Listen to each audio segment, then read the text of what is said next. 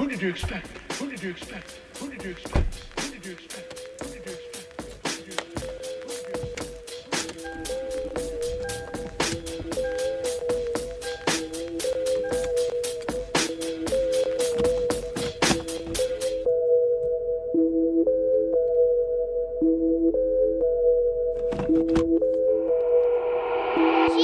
Welcome to the east side. We don't wait for doors of opportunity, we just wait on when we gotta kick them in. Decatur, Georgia, or a den of thieves. Hidden leaves just to feed the village. Hidden leaves make them feel like ninjas. Niggas always keep the metal tucked till you run up, get your face cut. Got your brukins on the back end. Know too many niggas trapped. They be stuck in genjutsu. They see the world from a different view. Shadow clones cause they silhouettes. Hard to point out when they robbing you. You never know what be inside of you. You never know who you be talking to. Till it's 2 a.m. on the east side. Black as shadows in the nighttime. They don't wait on nothing but the right time. Here come around the corner. Shots fired, that's a nigga down. Sad, but this is normal around this town. I've been crying for my niggas found. I've been praying for my niggas down. Always looking for some progress. Try a nigga, he gon' regress. Locked and loaded that nigga ready.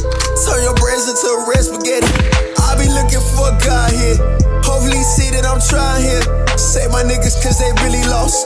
Talk to my niggas before you write them off. They say, Vic, don't you move on that side, boy. Both the crime rate and junkies stay high, boy. Scary niggas, they ain't see my vision. Now they see it, they want on the convoy. Stop by the corner store, know that it's kissing. Then let them watch windows, pump gas for a bag of chip shot with the water. But no, they got size, I don't need no petroleum. I just want water. Start bitch with my brothers like Pops and Earl. We gon' turn Keller Road right into a Melrose. I might turn Wesley Cap to a motherfucking church. They got my people and teach them their worth. I don't need no appraiser, I'm knowing the worth of my property. They just don't stop the cap, always a lot in the world. And I'm on it all that construction on this side. I'm taking my time, now it's 2 a.m. on the east side.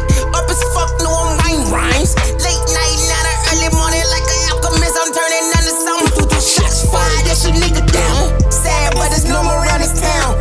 Cause I'm calling, say you beat the charge. He can't wait to come back around. Other cousin Carly, almost out. Say he heard prices went back up. Confirm they gassed up. Tell them chill, though, cause we next up. People be looking for God here. My job is to teach them looking themselves. Say my niggas cause they really lost. Speaking for the ones they breaking off.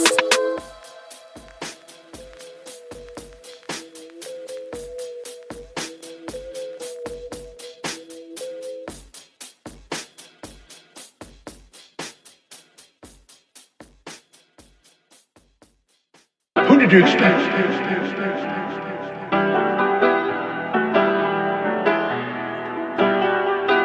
Biggest the what? Biggest the what? Biggest the what? Biggest the Super Bowl. Niggas so thirsty, don't put me in beef. Dissecting my words and start looking too deep. I look at the tweets and start sucking my teeth. I'm letting it rock cause I love the mystique. I still wanna give me a song where I be. Can trust everything that you saw on IG. Just know if I diss you, I make sure you know that I hit you like I'm on your caller ID. I'm naming the album The Fall Off. It's pretty ironic cause it ain't no fall off for me. Still in this bitch getting bigger. They waiting on the kid to come drop like a father to be. Love when they argue the hardest MC. Is it K-Dot, is it Aubrey or me? We the big three like we started a league. But right now I feel like Muhammad Ali. Yeah, Muhammad Ali, the one that they call when they shit ain't connected no more. Feel like I got a job in IT. Rhyming with me is the biggest mistake. The Spider-Man meme is me looking at Drake. It's like we recruited your homies to be demon deacons. We got them attending your wake. Hey, how the gang got away from the bars, man, and shit like a prison escape. Everybody stepping, we fucking, and everybody breakfast, and I'm about to clear up my plate. When I show up, it's motion picture blockbuster. The goat with the golden pen, the top toucher, the spot rusher. Spray this whole shit up, the crop duster. Not Russia, but apply pressure to your cranium. Cold's automatic when aiming them. With the boy in the status of stadium.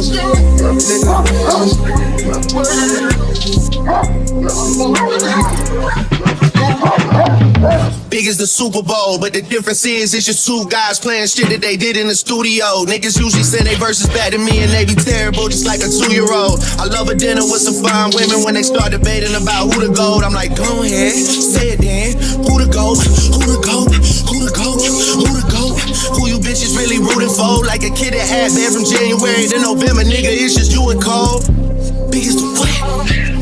Big as the what? Big as the what? Big as the Super Bowl.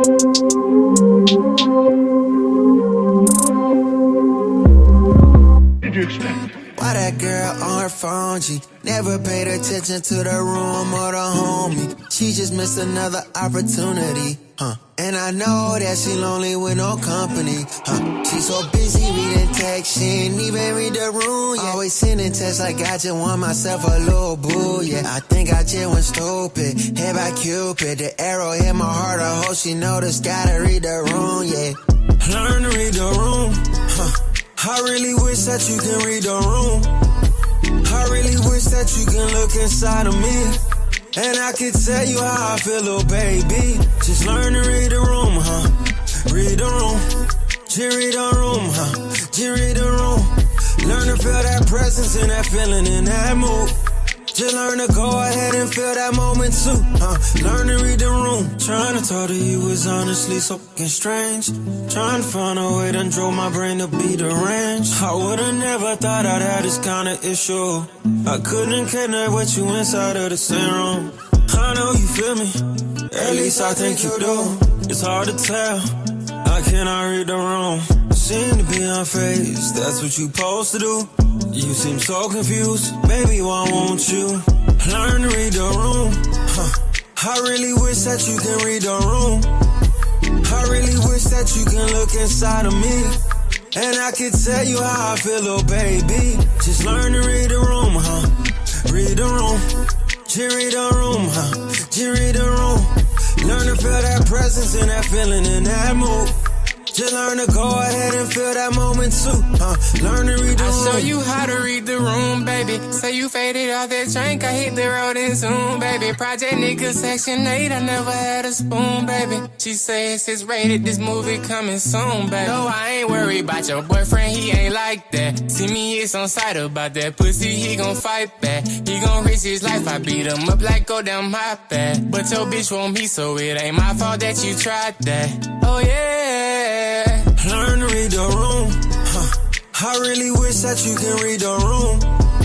I really wish that you can look inside of me, and I can tell you how I feel, little baby. Just learn to read the room, Read the room. Just read the room, Just read the room. Learn to feel that presence and that feeling in that mood. Just learn to go ahead and feel that moment too, Learn to read the room.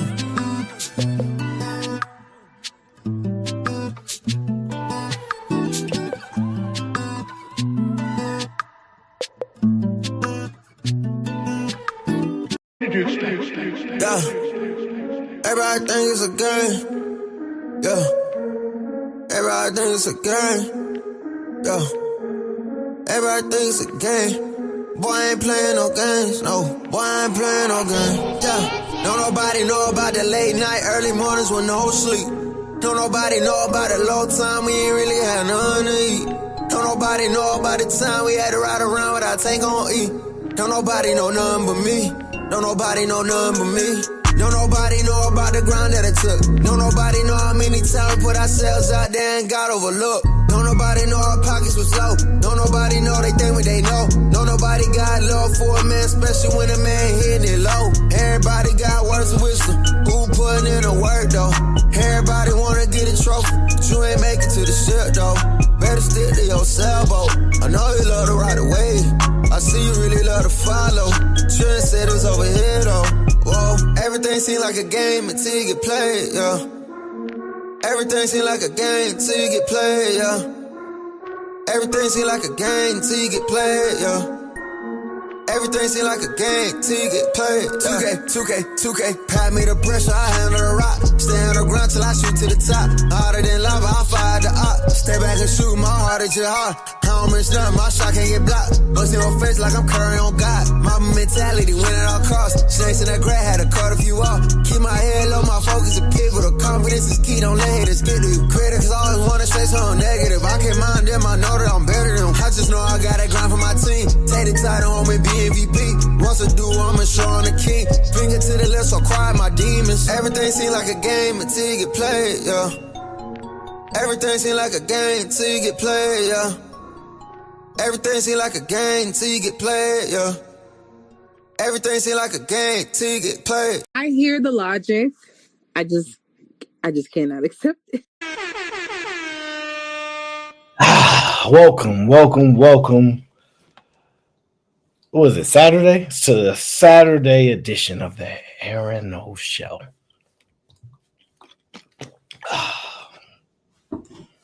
Prime, what up? Wavy, what's going on? Let me see here. Okay. Hopefully everybody's doing well. Everybody's in good spirits.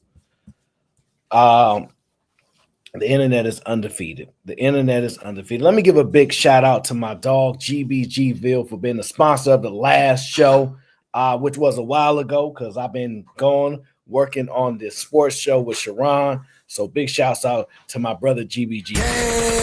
Gang.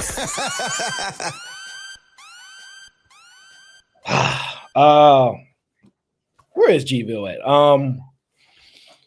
Yeah, so that's what we've been doing. Me and Sharon been working on the sports show. We're having a lot of fun doing that right now. So we'll see how it goes. We're just gonna keep grinding it out, seeing, switching it up, seeing how we do.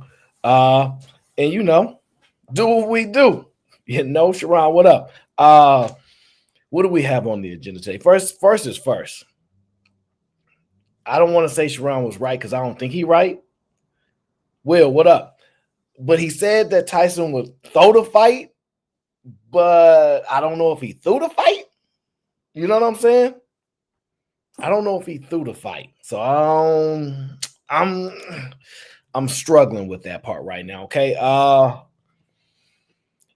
I do want to start the show. So we want to talk about if Chicago can be saved today. Okay. We're gonna listen to FYB and see if Chicago could be saved. Okay, that's the thing. Okay. We're going to possibly discuss what life in prison can be like in your 20s. And Tom, I appreciate that. Tom was there at the show. He saw how I was cooking up Sharon. Sharon got some bad takes. I mean, some bad takes. But he makes the show fun because I love to laugh at how horrible his takes are. So it worked out well for me. Well, we'll see how that goes. With this Jake Paul, we're going to start the show with Jake Paul, okay? We're going to start the show with Jake Paul.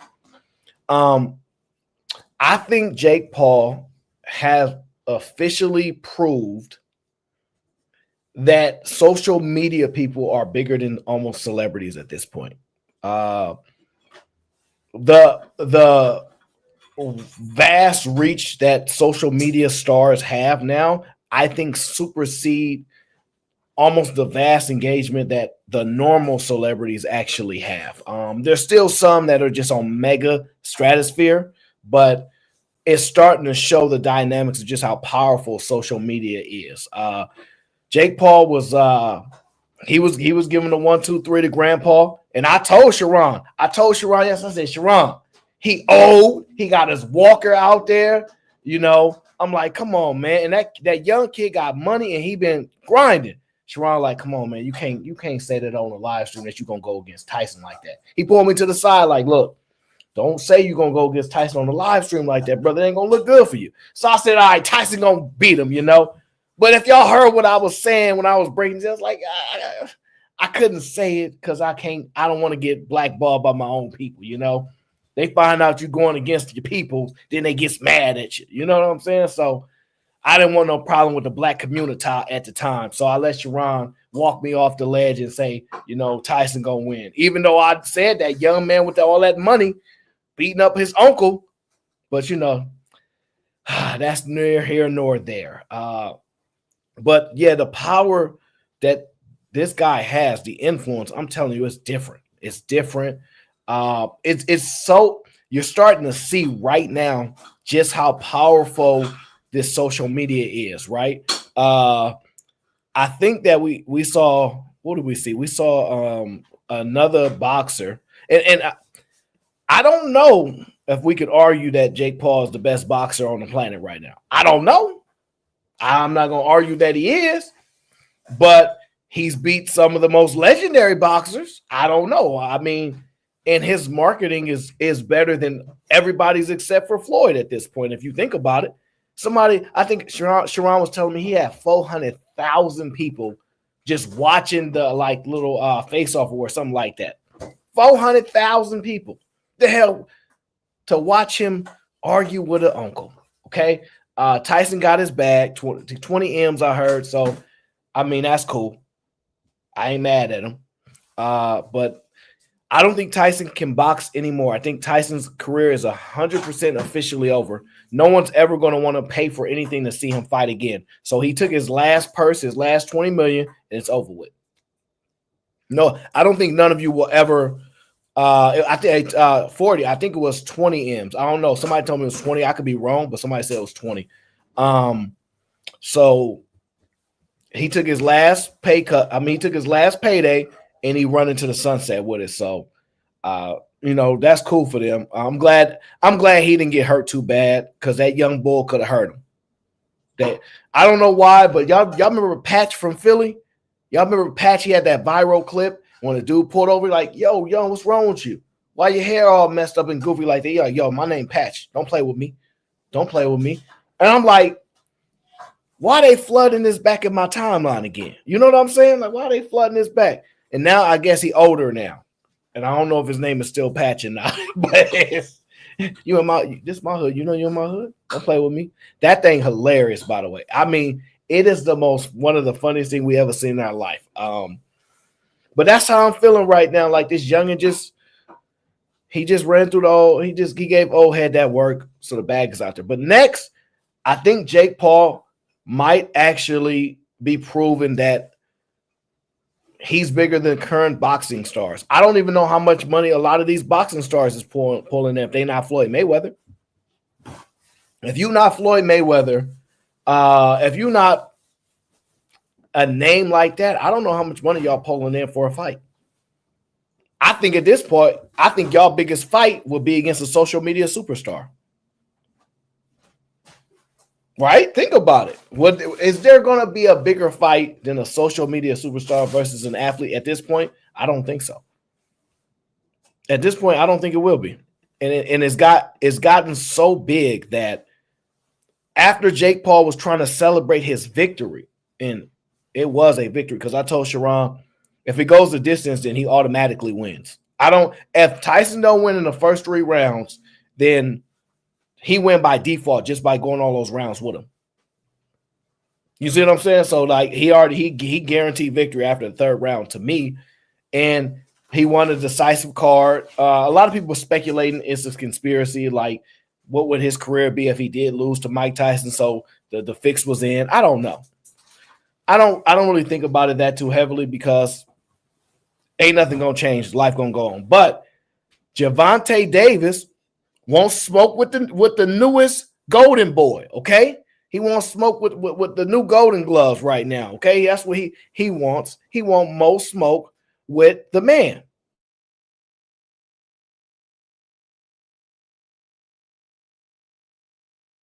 And I don't know if Gervonta think that Gervonta, I don't know if that's a good idea.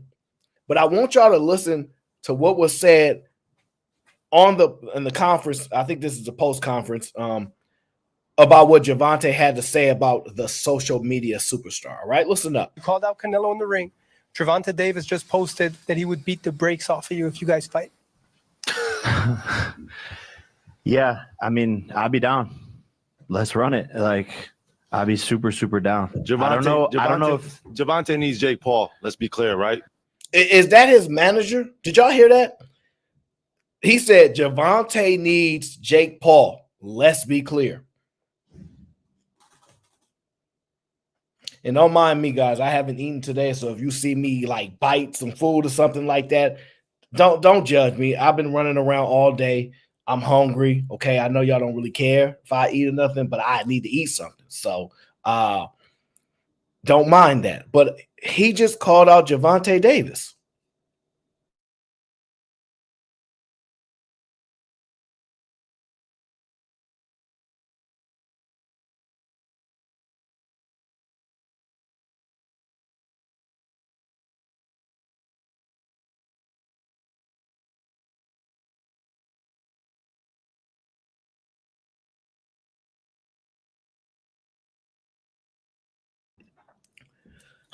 Sherelle, don't start. I put your big head, old little avatar on my screen, okay? Now, I think this.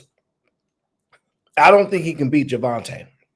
If he beats Javante Davis, I don't care about weight class. When you're talking about somebody that is an elite as Tank is, and he lose to a YouTube guy,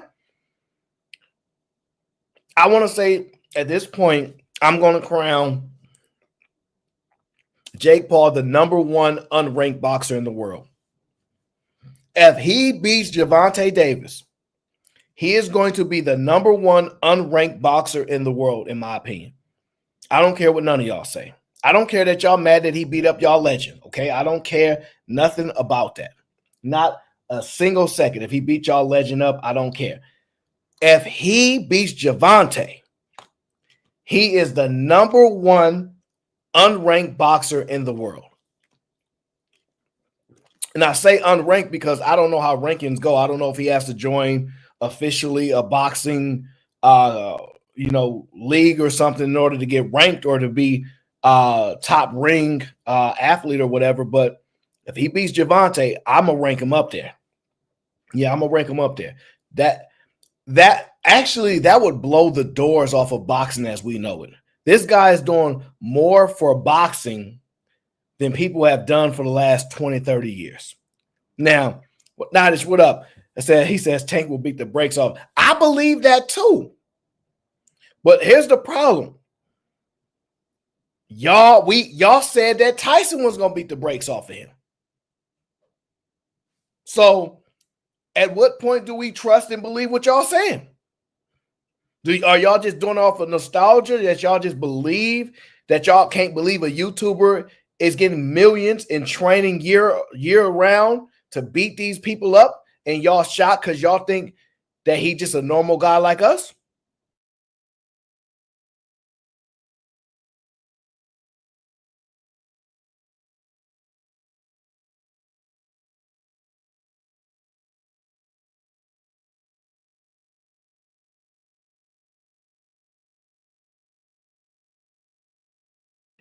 Yeah, I'm eating a cinnamon bagel. Yeah. Starving, okay? Don't judge me. Now, it is good. It is very good. Thank you very much.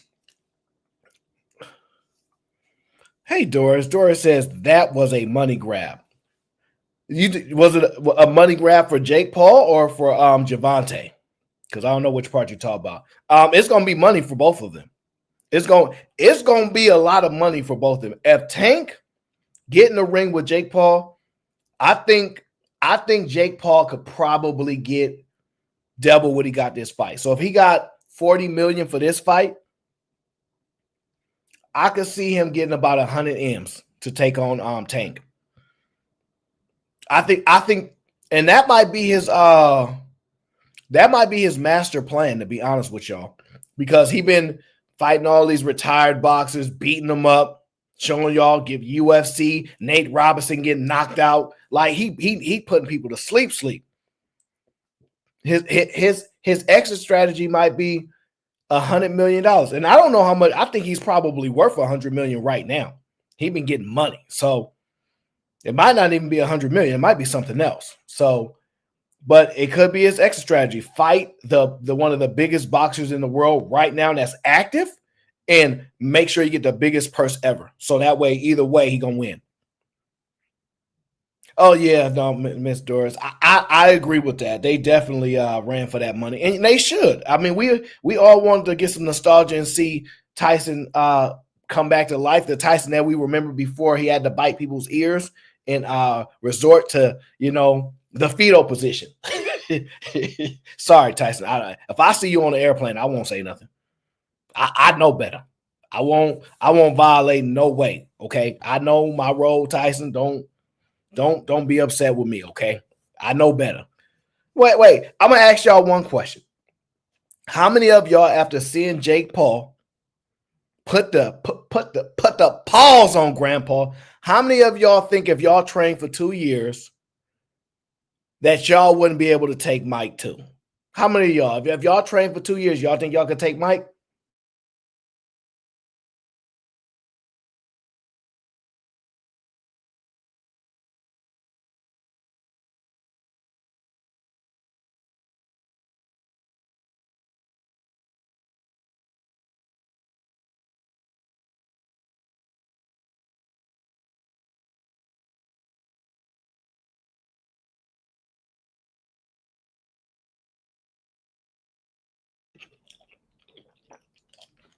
Y'all would not be able to take Mike. Stop playing.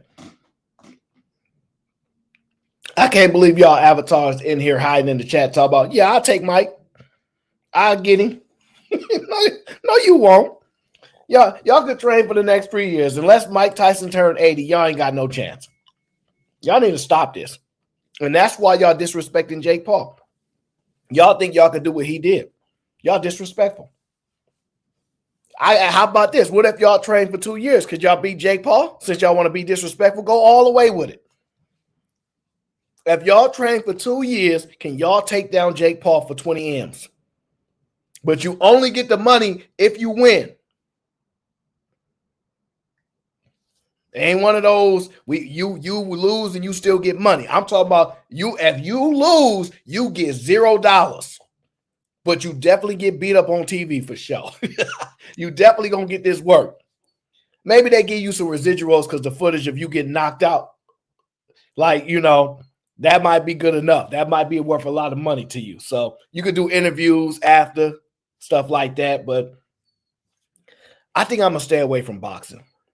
Me personally, it's too many damn like heads to the head and stuff like that. People doing crazy things for some money. So I don't know if it's worth it. I don't know if it's the possibility of you losing your marbs for, is it worth it? Prime said, give me 6 months. I take Jake Paul. Come on, Prime, stop this. Prime, you got to stop this, brother. You know dang well you get in that ring with Jake Paul is going down, okay? You know it's going down, all right? Okay, so all right, let me put my official way in there, okay? Oh, Doris says Mike got 40 M's. I thought he got 20. Dang. Now I'm like even more proud of him to a degree. He had me believing in him, though. I thought he was too old, but I was like, man, that speech he gave about his children, man, I don't know. But I don't know. All right, so I'm going to take Jake Paul to beat Gervonta. Yeah, I'm not going against him no more. He beat y'all first legend. I think he's going to beat y'all second legend, okay? I'm not going against that man no more. I did it the first time when he got in the ring with Nate Robinson. I'm like, man, ain't no way he beat no athlete. Ain't no way he beat no athlete. Who is this Jake Paul Disney guy? I should have put my Disney shares with him, right? I'm like, who is this? And lo and behold, y'all saw Nate Robinson doing the wobble. Y'all saw Nate Robinson doing the wobble, okay? So the bull can work. The bull, he's working, okay? All right, so that's my take on that. Now, this is what we're going to do. Didn't he lose to Floyd? No, I don't think that counts. Unless did Floyd knock him out? If you don't get knocked out and you in the ring with a professional, that don't count. That don't count. So if you in the ring with a professional athlete and y'all go to distance or it ain't stoppage, yeah, that don't you win. I'm sorry. If you're a pro, you have to knock the person out that you're going against. You need to fight, need to stop. If you go to distance with any non-professional, they win by default. Somebody, I don't know. Oh, Floyd fought his brother. Okay, that makes sense. He had to see how he got his brother a bag. Y'all don't be taking care of y'all brothers. He went and got his brother a whole bag. Hey, come get this money with me. It's family business. You know that Kanye West son? I don't know what you know, but this family business. I don't know. You know what I'm saying? Where is Ye at? Ye's supposed to be performing at the Super Bowl. Anyway, it was a good show. It was a good show. So it was somewhat enjoyable, right? So this is what we're gonna do, okay? I have no idea what to expect. I ain't watched the video, but I saw this interview on Say Cheese, okay? Say Cheese was interviewing some guy named FYB something, okay? I don't know, FYB J Main or something.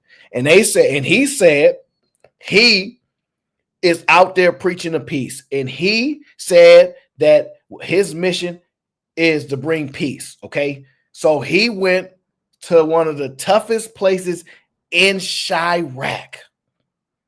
The man took the trip down to the O Block. So I don't know. I don't know what to expect. I don't know what to think. But we're going to take a look, and shout out to the lovely Miss Doris. Miss Doris gifted me 5 memberships because she saw that my Eagles won, and she's like, look, somebody got to win, baby. She saw them Eagles won. Gang. Thank you, Miss Doris. I appreciate you. I ain't going to act up just because my Eagles won. I'm going to chill. We got a long season ahead of us. But if y'all keep disrespecting us, talking about the Lions is better than us, it's going to be a fight. It's going to be a fight. I'm going to tell y'all that now. Keep on disrespecting us, talking about the Lions is better than the Eagles. It's going to be a fight. That's all I'm going to tell y'all. The Lions, first of all, it ain't no team from the Lions. Kind of how the Lions going to be better than us? It ain't even possible. The Lions ain't really never been good at nothing. So I find it to be extremely disrespectful. I'm going to say that now. But I got my fingers crossed for Miss Durs. I'm like, they most likely going to get Deion Sanders' son, and then they're going to be right back to prominence, okay? They got to go out and get that brother, either him or you need to get that quarterback out of Miami, okay, Cam Ward. Those are 2 that you need to target. Get one of them 2. Fire that white quarterback that's at him. Get him up out of there, okay? He ain't doing what he need to do. And y'all be right back at the top. Then you can get the statue up there back, okay? Time says there's no way he can beat Javonte Davis. Someone says, listen, y'all say that, but y'all said Mike was going to win. So I don't want to hear it. I don't want to hear nothing at all. All right, let's get to this FYBJ, man, the savior of Chicago. He is the savior of Chicago, okay? He is going to save Chicago. That is his mission, all right? Different rap. Welcome back to the blog. Is it a blog or is it a vlog? Let's just start there. This part 2. J-Main goes to O Block part 2. It hit different. Yeah, I see we was over whooping and we had a lot of good positive feedback from the first time. So shout out. Just want to check with y'all. How many of y'all willing to go to O Block to talk peace?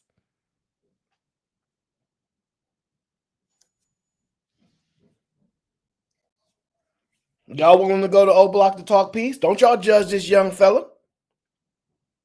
Don't y'all judge him. He went to the O. And he said, we're going to talk some peace. No justice, no peace. But he said peace. Forget the justice, just peace. He braver than me. 40 said, I'll do it. Nah, 40 better stop. I ain't going to no O. I ain't going there. Look, I love look.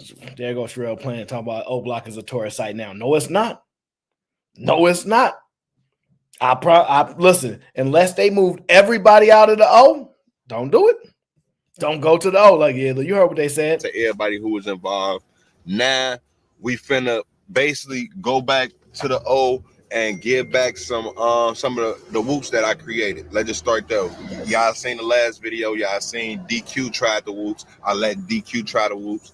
Now I'm linking with another upcoming artist out of O Block by the name of Ike Munna. So do y'all homework on Ike Munna inviting J-Main to O Block. So what we gonna do is we in a black bulletproof truck right now. I got whoa. Why is you in a bulletproof truck? What is going on here? Why is you in a bulletproof truck and you going to the O Block? Is you cool to go or you not? I'm confused. They told me if you need a bulletproof truck to go somewhere, then you probably shouldn't go. That's what they told me growing up. Because I used to be like, yeah, I'm a bulletproof the whip, black, get the tents and everything. Now I'm like, I don't even need to go there. I don't need to go there. So the man is telling y'all, first of all, he got some crazy chain on his neck, and it looked like some Oops, which I guess that's his cereal brand, because I guess he sells cereal. So if y'all want to support black businesses, buy some Oops cereal. Can we plug that? Yeah. Yeah. So get you some Oops cereal from your boy FYBJ Main. Okay. I guess that's how he get into the bag. He sells cereal. Lil Mike with me. He whooping. Y'all coming. Let's start there. And guess what? I do got a surprise for the old blockians. I do got the Lil Reese whoops, bro. Let's start there. Man, look at this man. Look at this man. Look at him. He getting this money. Shout out to a brother cultivating enterprise, okay? Trying to make it out, doing the good deeds. And let's be honest, we all like cereal. I ain't gonna lie. I don't eat it no more, but growing up, yeah. Cereal was, yeah. My cereal was Captain Crunch, Cinnamon Toast Crunch, Fruity Pebbles, and let me see, what else was I rocking with? Let me see. The honeycomb. What else? Let me see here. Those are the main ones that I remember. I don't really care that much for the Fruit Loops, to be honest with you. The two kind. Frosted Flakes was cool, you know. I'm just saying. So, like, let's just be honest. T-Dub, you talk about the Smacks with the little frog? No. Nobody liked Smacks when we was young. Smacks was the last. All right, so remember they had the variety pack. You remember that? They had the variety pack, and they put a bunch of little tiny cereals in the bowl. The Smacks was the last ones to get eaten because nobody wanted no Smacks. And you telling me you want Smacks? I can't believe you. You want Smack. I ain't never heard nobody jump out of the window for Smacks cereal with the frog on it. Thank you, No Chases. Thank you. I finally got somebody in here with some sense. Everybody know that was the last one. And to be honest with you, we didn't even really finish it either. It was like, man, it's when we had a little bit of milk left at the bottom and he just had to barely get by. And no. Nobody was messing with no dang Honey Smacks. Absolutely not. Absolutely not, okay? I don't know what's wrong with y'all, okay? HD, what's up, bro? I can't believe this guy. He over there talking about he eating Honey Smacks. Look, T-Dub, like, I like Smack. At least you standing on it, T-Dub. At least you standing on it. But we don't believe you. You got to go on your phone, hit the live button, and eat you a bowl of Smacks, and just have like a sign that says, I'm T-Dub, and I approve this message. Because other than that, we believe you trolling us. People with sense don't believe you over there eating no Smacks, okay? I don't know about no peanut butter crunch now. Is that like a Reese's cereal? Nah. See, I never like when they try to put candy in the cereal. I ain't like that kind of stuff. So, like, I respect his grind. I respect the hustle, but I wouldn't eat like the Reese's type of like that he has right there. No, I wouldn't eat that. That's not my thing. I put in with you. We can give it to the youngest on the block. But nah, I wouldn't touch the Reese. That's weird. Nah, I wouldn't touch that. I wouldn't touch. That wasn't my thing. And some of y'all, we know that y'all got diabetes problems. We know y'all do because y'all over there just want to jump in a bowl of sugar. That's all y'all want to do. Oh yeah, and remember, I'm only talking about the name brands because I finally got to a point where we got the name brands. Before that, it was Fruity O's and berries. It was the knockoff version. Okay, just all facts. It was a knockoff version. I'm just telling y'all. You know, every now and then, you know how you come up a little bit. You change it. You go from the bottom floor, you get to the first floor. Okay, you get the knockoff brands, and then you get the name brand. You know what I'm saying? Like that's how life works. You got to moving on up. Hey, listen, I remember I got 4 brothers. So I'm telling y'all, everybody get to hold their box. When you go to the store and buy, at this time, let me make sure ain't nobody listening. At this time, this is when, I'm old. I told y'all, this is when the food stamps was still in the stamp you had to open the coupon. It was a physical coupon. You did what I'm saying? This was when you used to double your money. I got these coupons for you. You know, one they was fit. Anyway, I don't get into that. Okay. All right. I already embarrassed myself enough. But the point being is we used to go down the aisle and I had my brothers with me and we all grab our cereal and hold on to it. Like, like it's the last thing in the world we gonna get. Which one you gonna get? Which one you gonna get? You know what I'm saying? Like, if y'all don't understand, it just ain't for y'all, okay? Because some of y'all don't understand because y'all was well taken care of, okay? Moms had y'all living up in the Hamptons and all that, and y'all was doing well. But I'm just telling y'all, okay? Back then, all right, get the cereal you want. Man, look, you already know. Hey, y'all don't see, this is how to know. This different. The 1st and the 15 really hit to people that really operated on the 1st and the 15. I know Rilla in here. He know what I'm talking about. He know the music. So when you hear that 1st and the 15, them bars and the music, some of us really know what they talking about. Some of y'all don't know nothing about that. Some of y'all just singing the old block song because it's popular. Some of y'all just don't know about that, okay? Now, salute to this brother. Get your money. Any brother, young brother doing enterprise, trying to make a positive way to generate money and not hurt nobody and do good, salute to him, okay? So he sells Whoops cereal. I don't know how successful he is at this. This is my first hearing of this, but he got a chain on, and you know one way, if we black, how we going to sell our success? We're going to throw that chain on our neck. So he most likely get into it. My Stop the Violence cereal. Do we got to go there? We do got to do your research, Whoops. So I hope it's some kids outside. I hope I be able to bless the kids with some of these Whoops. Let's just start there and hit different. We got to pick up a couple more FYB members because we're going to make it a movement. Hey, J-Man, you just had all you push a piece by yourself. Let the world know we really on that type of time too. So we got to let the world know hurry up and that we really get whooping. And it's not just Nah, you taking too long. You waiting for your homies to come save you or something. Let's hurry up and get you there. Let's get a little closer. Let's get you a little bit closer. Let's see if we can get to this old block. Come on now.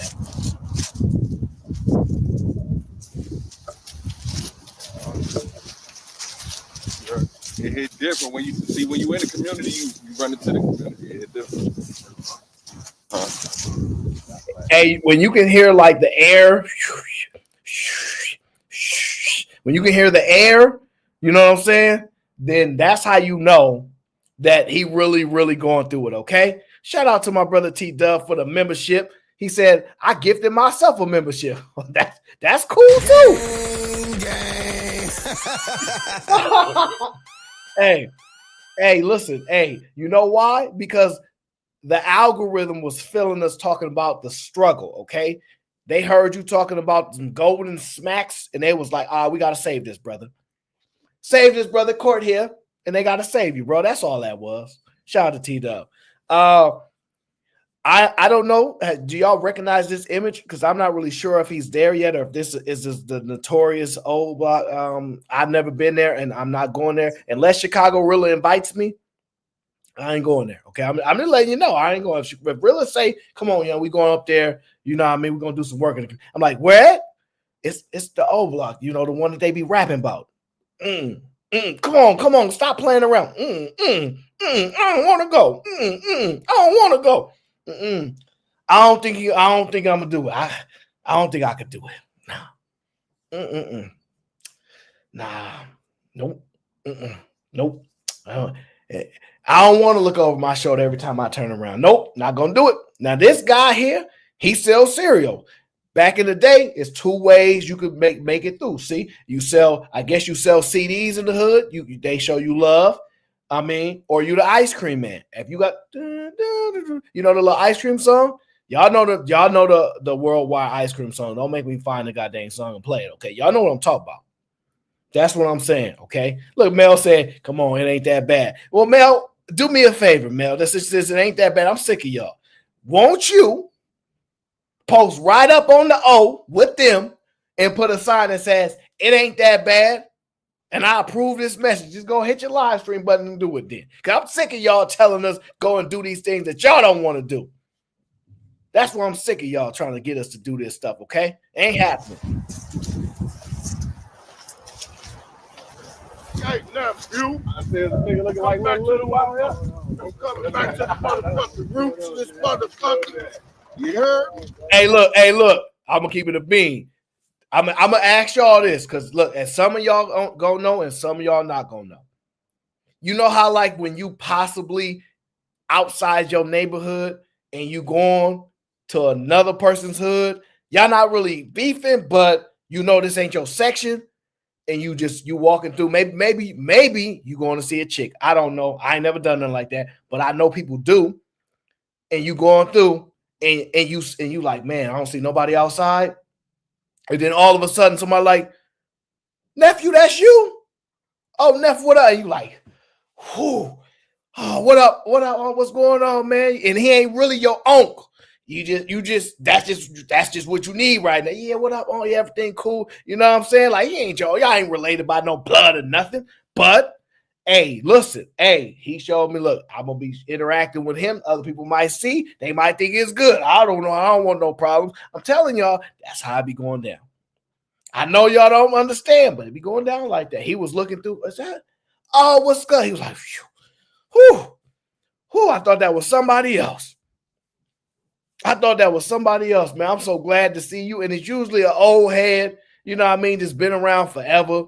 You know what I mean? Just cool old head. He ain't really got no problems. You be like, whew, glad that was you. Y'all know what I'm talking about. The roots. Originate motherfucker. Endeavor, you heard me? Let's start there. Say, let's start there. Endeavor, look. Man, I ain't seen y'all in years, man. Look, good to see you, boy. Nah, it's good to see y'all too, man. I'm trying to make a little positive impact on the community and shit. Man, you ain't done nothing wrong now, Phil. You doing the smartest shit you can do, man. Nah, ain't shit out here, man. Nah, appreciate it. Real talking shit. Ain't shit out here.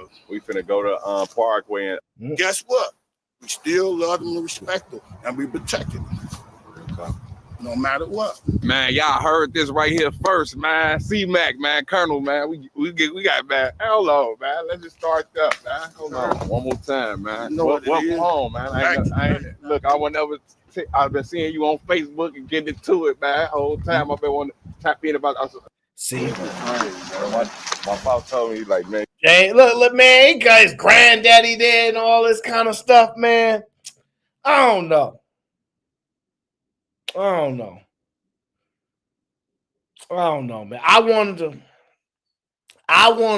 I thought you was gonna be running into them other youngins.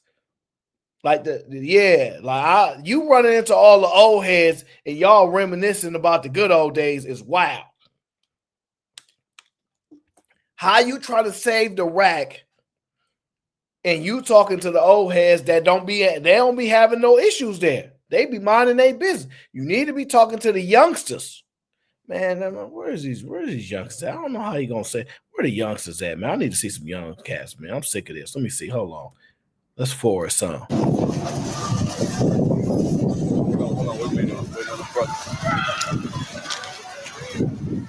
Hey, but you know what? You gotta give him credit though.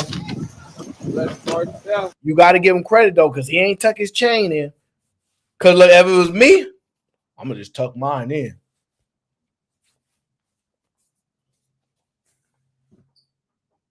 Oh, what up, Debo? What you got on my 20? Huh?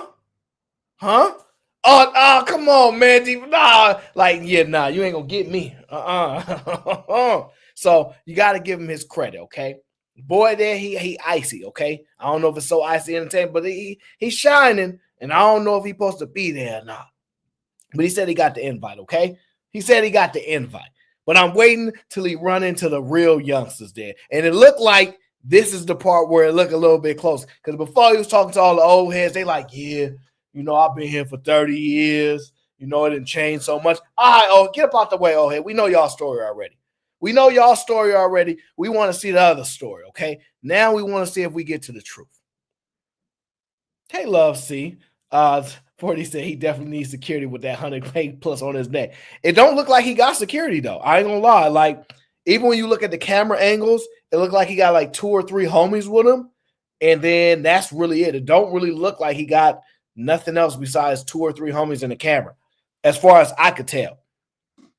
And I don't know who he is. He might be well known. But I can tell you this, he definitely not from O-Block. Because who goes to their own set to do this? Like, he definitely not from there. That wouldn't make sense. But he brave. Brave man. Now, let's see, you can see the youngsters with the locks right there. Now we getting closer. You know what I'm saying? Okay. Getting a little bit closer with this one. What's going on, my boy? Brother Sadiq, they say you've been making so much noise in the street. I need to make some noise with you, my brother.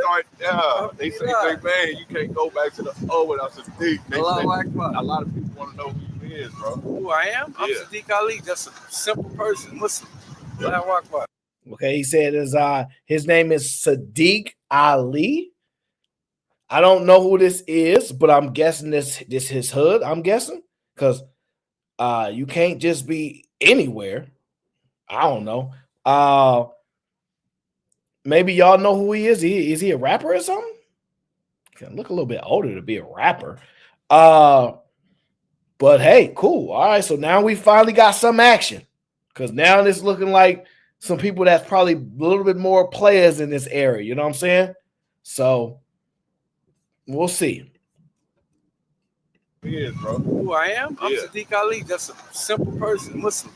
That's who I am. It's a Muslim trying to put the peace and prayer and purpose in the neighborhood. Okay, I'm rocking with my boy because he pushing peace. Let's start there. Allahu Akbar. So we got to do something. I can sit down. You got the big whoop box on. Let's start there. I'm trying to whoop. Woo, hey, look. Hey, you saw him reach for that chain? Look. You got the big whoop box. Woo! Hey. I'm telling y'all now, y'all really don't know. Y'all ever been in the middle of the hood with a nice chain on? It's icy, you know what I mean? Glistening. You see the jewelry shining, and you see people's eyes just, you know how people look straight forward, their eyes is up, and they just, you see their eyes just drop down to your chest area. They don't even make eye contact. Hey, my eyes is up here. What you doing over there? Like they just whoop, whoop. Man, that jewelry hit different. You look, he don't even want to look. Look, he don't want to look at you. What's that piece? He grabbed that John. Let me touch this, see if it got some weight on it. Because that's what they do. If y'all don't know, if y'all ain't never grew up around this stuff, y'all won't know. See, but what he doing is he's seeing how much weight that is. He like, is this real? So he trying to see if it weigh a lot, because that's how you know if some jewelry is fake or not. You know what I'm saying? So he trying to see if it's real or not. He like, let me see if it got some weight on it. That's one of the ways we kind of figured out. That thing kind of heavy. Okay. You might got one right there because, you know, people be rocking fake jewelry. So we don't really know. Touch that, see that weight. We go, oh, okay. I see you. That's how it's going. See, right now, he like, yeah. He like, in his mind, he like, is he going to snatch my chain? Because he thinking, he like, damn, I'm about to get robbed in the O. But then he like, nah, he ain't going to do me like that. We got the cameras on. So, you know what I'm saying? So, hey, okay. He might just save Chicago. Let's start there. I'm trying to whoop. Back gonna be broke with that big old thing on your neck. I don't want a couple boxes of whoop. Yeah, we ready, my brother. I need to hit my truck coming over here with you. Oh.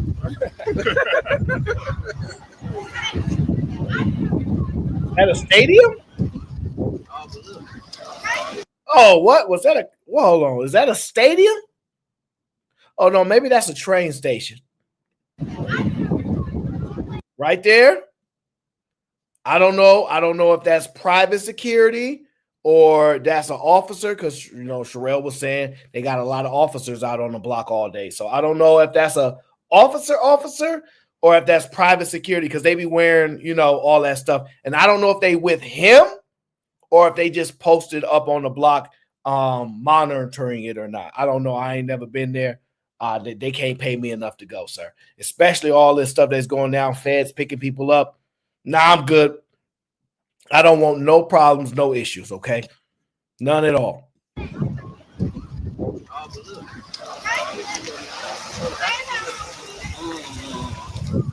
Hey, Right, we come from the school block, from the way. Okay. I want us all to go to O block together. I mean, go to Africa together. We're gonna raise the fund and we're gonna pay. Can we walk this way and grab one of the brothers? You heard the man. He said, "Look, we're gonna go to Oba. I mean, we're gonna go to Africa, and we're gonna pay." Hey, look, hey, salute to these brothers trying to network. I don't know what you're talking about, man. I ain't getting on no 26-hour flight to go to Africa, man. Nah, I'm not going until they get those hyper jet planes up and running to where they can cut the travel time down in half. Until then, I'm not doing no 20 hours in the air, y'all. I'm done. I can't do that. I'm not doing 20 hours in the air. Absolutely not. I done lost a whole day of my life trying to be in the air. No way. That would have been hard if we could have grabbed one of the brothers right here. Like we could have met you. Man. The older Marion. I know that's it.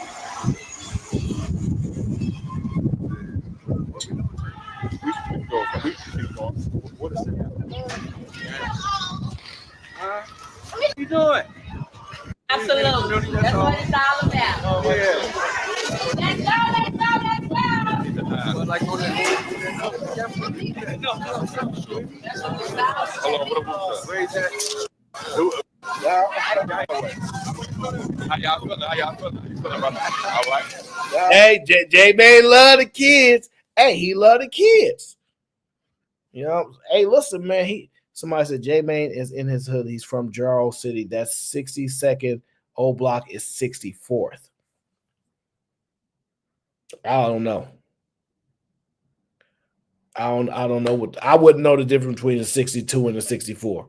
I would assume 3-minute walk. I don't know. So that is his hood? Okay. Kind of weird. Why'd he need to get approval then? Because he said that he got invited there. So if he got invited, why would he get invited to his own section? That don't make sense. Something not adding up. You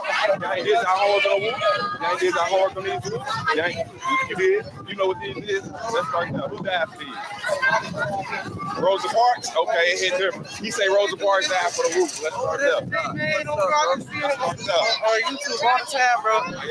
What's up? Y'all pushing please? Let's start. Look at him. Look at he said, I see you all the time on the YouTube. People say nobody runs into me and says they see me on YouTube, by the way. So that never happens to me.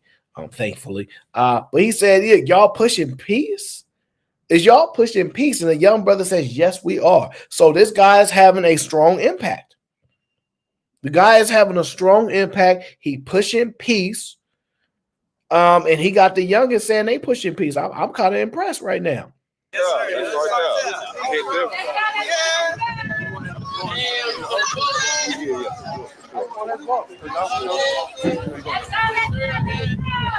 Over here. Look, we finally got the little Reese Moose O Block. Man, what's these real don't do that. Don't do that. Oh, what's that on his neck? Oh, we got action now. All right, we got action now. See, I didn't know if he was trolling me or not. But he was talking about he was going there to push the peace. He came there at first talking to the old heads. I'm like, man, the old heads, man, why are we talking to? Now we got a younger with a chain on his neck. And if I'm not mistaken, that chain says, let me see here. What does that chain say, y'all? Can y'all see it?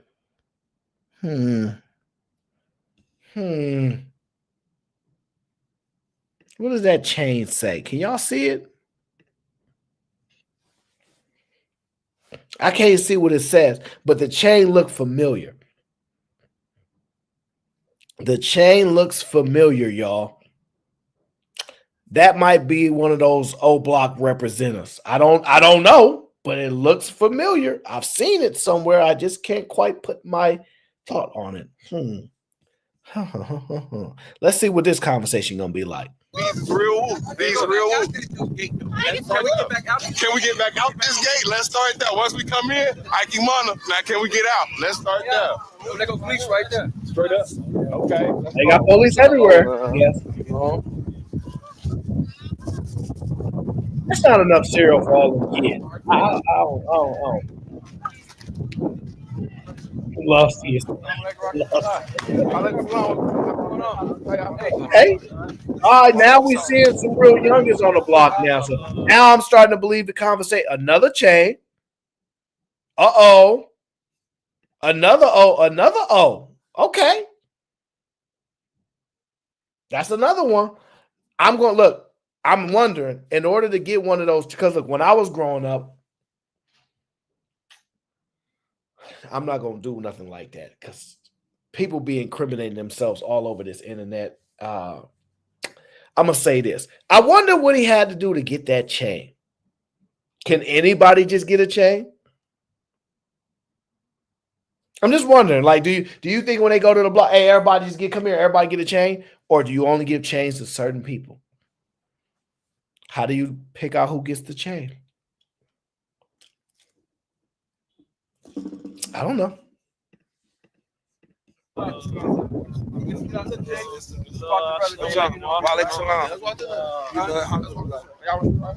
here. We brought the brother J Man over, right? Y'all know we Muslims, right? Yeah, for sure. And we push the peace, right, bro? We go lock in and push peace with the brothers, man. That's cool. Brother. We represent Muslimatic. That's what Muslims do, right? Alhamdulillah. Doing it for free. If y'all don't know, right? You know, there's a famous, line when Tupac says, "Oh, you a Muslim now? No more dope game." See what happens when you go to prison? A lot of times you got to pick a side. And it's a couple different sections in there. And sometimes, people make decisions and they change their lives. I ain't gonna say too much. I ain't one of these people that's about to say too much on this internet. Like all these, I was watching this one They got this mini documentary, right? Mufasa, what up, bro? They got this mini documentary on like the whole Quando Rondo Dirk thingy, and I was watching it. I'm like, what the? Because I don't be usually watching stuff like this. I see this and I'm like, oh, the internet gonna get you. The internet will get you, guaranteed, because they got the timeline down packed. They got the timeline. They pull the lyrics. Oh my gosh, they play the video. This was on such and such. Like you're going down. That's all I'm gonna say. It used to be a thing when you was growing up. You're like, man, I was telling you, if you was a criminal, I'm gonna do this. And I ain't gonna never get caught. That was what you used to say, because you used to watch on TV and be like, man, see how he got caught? I would do this and I would do that, and they'd never catch me, because we all think we're not going to get caught. That's what we do. But now the same toughest guys are telling on themselves on the internet, on camera, on blogs, on podcasts, just giving out information. Oh my gosh. That one guy, oh my gosh. Oh my. I might have to do a whole show dedicated to that, because that stuff is scary. You know I had to bring the literacy rules over here. Please don't look like that. Don't look like that. Don't look like that. You know I had to bring the stop and violence rules over here. That's right there. Do your research. He's not my cousin. He ain't different. Who made this box? Yeah. These Reese's Puffs. Nah, these real whoops, so we ain't even whoops. Go to the main section. Like that. Now look, we need an O right now. I gotta wait till police walk back over here. I gotta wait. Okay, on the body. Him is cool. All right, does he look nervous, y'all? Y'all tell me your honest opinion. Does he look nervous? All right, because I'm gonna just tell y'all, one of the ways you can tell is how often you looking left and right. But if you move your hand like this, then you nervous for sure. Like I'm telling you, when your head is constantly moving, then you like scary nervous, right? But when you just moving your eyes, you don't want nobody to know you nervous. You know what I'm saying? So under the cover nervous is what we got going on here. I don't know. You look a little nervous to me. I mean, I ain't gonna lie. I done been some projects, where I'm like, Hey, man, most people that know it's lifer in a lot of these situations. So the brother pushing peace, though. Okay, they got. I'm like rock. Okay, let's start there.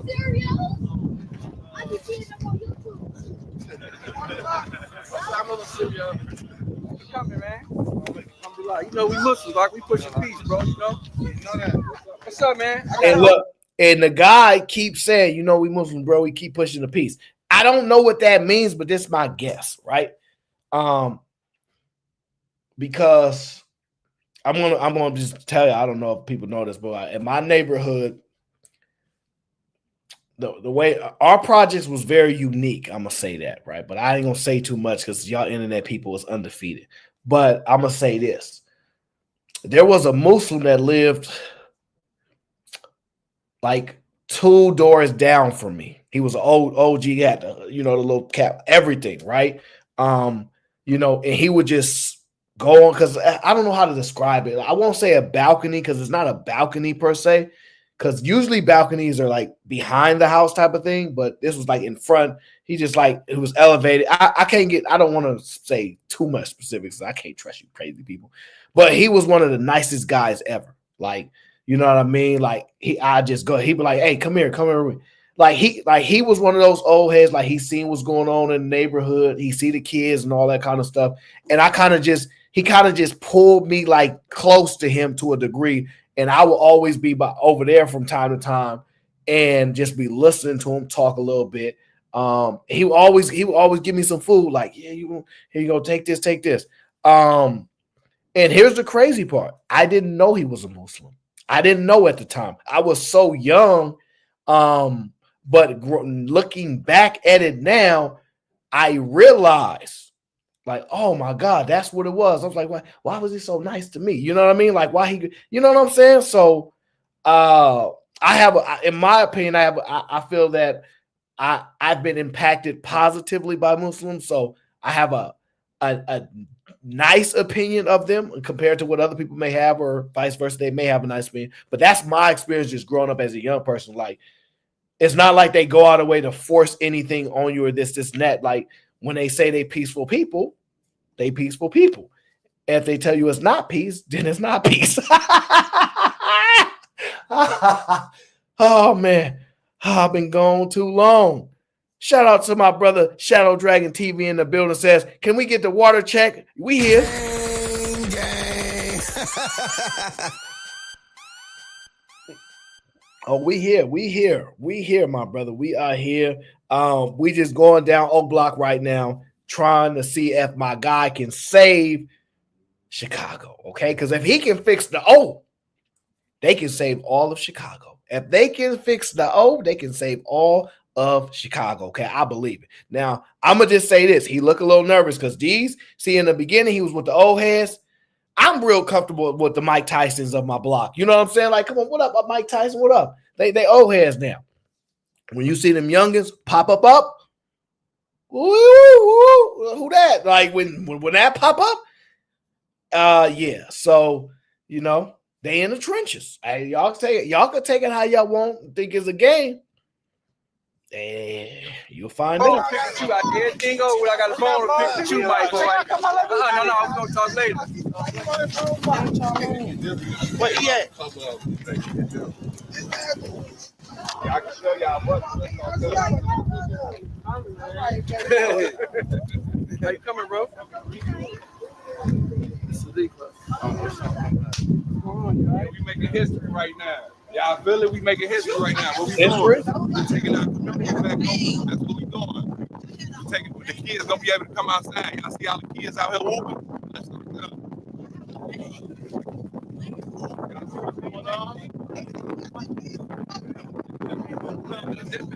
Breeze kind of biting a little bit. I'm gonna be honest with you. I ain't never thought about bribing nobody with no cereal. I ain't never thought about it. I'm gonna go to your hood and I'm gonna bring some cereal, and everything gonna be copacetic. If this how he make money, I ain't mad at it. It's interesting though. It is very interesting because you hear the kids saying, "I'll be seeing them on YouTube. He be having the cereal." So something about that cereal. I don't want to say anything because that might sound wild. So I don't know why he picked cereal. Let me get up out of here. Oh, what up? Oh, says nervous or on point because ish gets real. Yeah, no, I got you. It just be some of them be nervous. Oh, I'm gonna just say that. Some people be nervous. All right. I've been in sections where I'm definitely nervous. Like such and such just oh, you heard what happened earlier? Yeah, they spun it last night. They came through. Woo. Word? What time? Like 1 a.m. What time is it right now? It's 12 at night. like there's been moments where you like, yeah. And you know, because you might be visiting your cousins, you might be when you not in your section, it's different. When you're not in your section, it's a little bit different. In your section, you know all the cuts. Listen, all right, so and this is just everybody know this, right? So in some areas in the projects, right, we have gates, right? You can get in and out of certain areas with the gates, and then the gates lock, but then sometimes we juke the locks. So we know which area the lock don't work, and we know we can slide in, slide out. Because what happens is, the enforcements would come around, they do their regular surveillance time period, and you gotta dip about, disappear, step to the, it's all kind of stuff. But in your section, you know all the moves. When you know all the moves, like we over here now. We over here. They said the bust a move, boom, boom, boom. When you in somebody else's section, you have to be moving according to how they operate. So you got to have a good relationship with them. It got to be your family. You might be out branching or building new relationships with a new crew, and that's how it works. They be in your hood, you be in their hood, and it gets a little bit different. That's all I'm saying. Me personally, I just be like, I'm not. First of all, I ain't nothing wrong with being scary. Oh, I'm gonna tell you this. Oh, and gonna agree with me on this one. All the realest guys get taken out. The realest guys always get taken. It be the scary, soft guys that live the longest. You be like, man, he's soft as hell. Dang, I've been in this neighborhood for 61 years. Ain't the toughest guys don't be getting 60 years. So I don't necessarily look at it as a like negative per se. I'm just identifying. Tough guys, it's hard to make it. They lose. They usually lose all of the toughest guys, the realest guys. They usually lose them because there's too much fear of them. When you that type of person, there's like a level of power that you have, but it also breeds fear. You know what I'm saying? Because you like every time he pop up, the energy rise because you know what he about. So now there's people that scared of you. They might just out of fear that you might do something. You know what I mean? So it's a lot and it's harder. But the scary guy just man, shut up. Oh, whatever. He just kind of just dip off and he always around. He always survives. So like over the years, what you see is the realest guys always be the ones to go. And then unfortunately, the softest, worst guys ever, the you know what I'm saying? They be the ones that survive the longs, okay? O says because they get comfortable and forget to be on a swivel. That's my point. So that is true.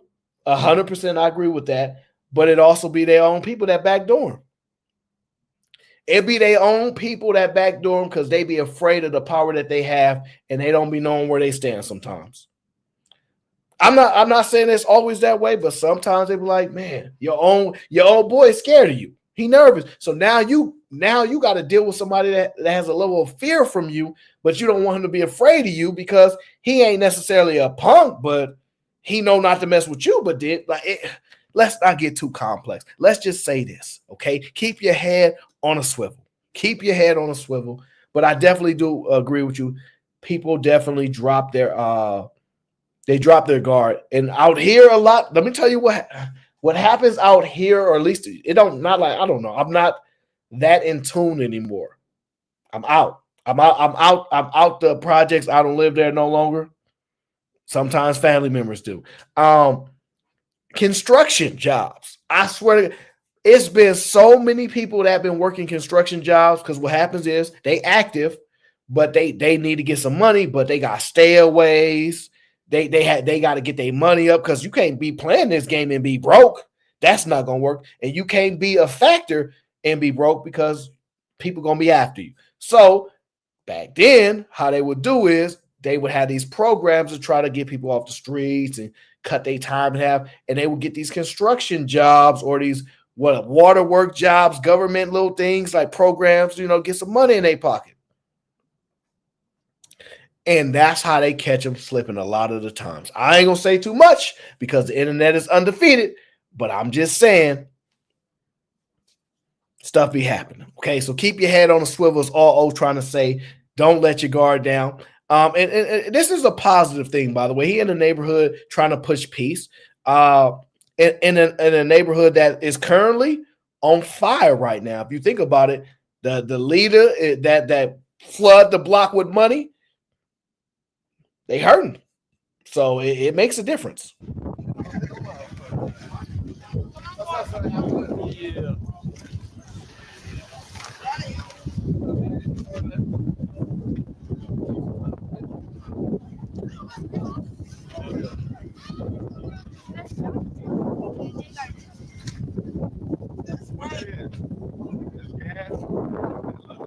Start here. Let's break this down. We in O Block right now. Now we trying to end these trends of smoking niggas dead homies. We trying to end. I don't be smoking nobody. But put it like this: I'm talking to the older generation. Vice versa. Same thing go for this side, that side, every side from Chicago. Ain't no big ass little you. I feel like we let the smoking dead people trend go too far. I feel like now we got 63rd and O Block. Why is we still whooping like that? So actually, I give him credit. He actually he's not being quiet. He's not just there. He really talking. So I find that interesting. The smoking on dead homies thing is, I don't know if that's a Chicago exclusive thing or not. I've never heard of that before. Chicago music, I've never really heard that kind of talk.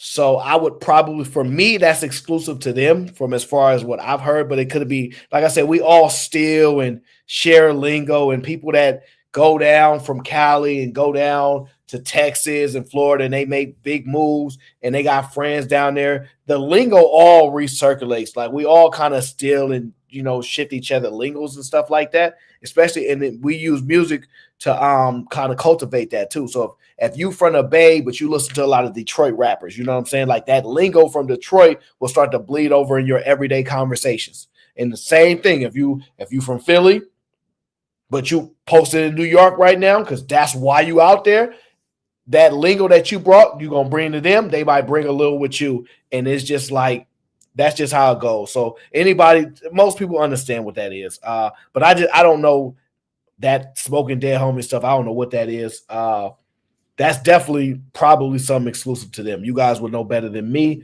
But for him to sit there, and mind you, these guys got these O-Block chains on. Them look like the real deal to me, because I don't think you allowed to rock no Jafonis out there. I think it would be quite offensive to have the Jafonis out there. If you didn't earn one or you ain't supposed to have one on, I don't think they'll let you walk around with it. So that's my guess. It used to be structured like this. I don't know if it still is. So he having a conversation with him. He like, yo, we need to get off of that stuff that said the music. Now you see they faces. That one youngin right there, he don't smile a lot. The other one, he a little more, yeah, bro, it's good. Like he smiled a little bit, but he's serious. But the other one, boy, he's serious. And he like, yeah, we need to stop that. So he at least approached the conversation. I think that's pretty noble of him to do, at least approach the conversation. I don't know if it's going to have any actual traction, because I don't think people going to play an old song and then when those lyrics come up, not say the lyrics. You see what I'm saying? So if the lyric is I'm smoking on such and such, I don't think people gonna not say the lyric. You see what if the song is so dope, it's been permeating throughout the whole hood, the whole city. When the lyrics come up, just because y'all got a peace talk, I don't think people gonna omit saying those words. This is my experience. So it's an interesting conversation, though. Right. You catch my drill? So I feel like it starts with us, and we set the example for the shorties. Maybe they'll pick it up, maybe they won't. But I feel like I got a question though. Why y'all said they set example when we was shorties? What you I say? take that. They won't. But I feel like I got a question though. Why y'all said they set example when we was shorties? Oh, okay. He said, I got a question. Why y'all didn't want to set the example when we was the shorties? And see, that's the one I told you that got a serious face. I think he with all the BS. He ain't trying to hear none of that. That's what it sounded like to me. Okay. I mean, because you got to understand when y'all was shorties, they probably wasn't in a position to really do nothing. A lot of times young folks don't understand. When you young and you just seeing the world around you, you think these older people got it all figured out. I don't think they had it figured out.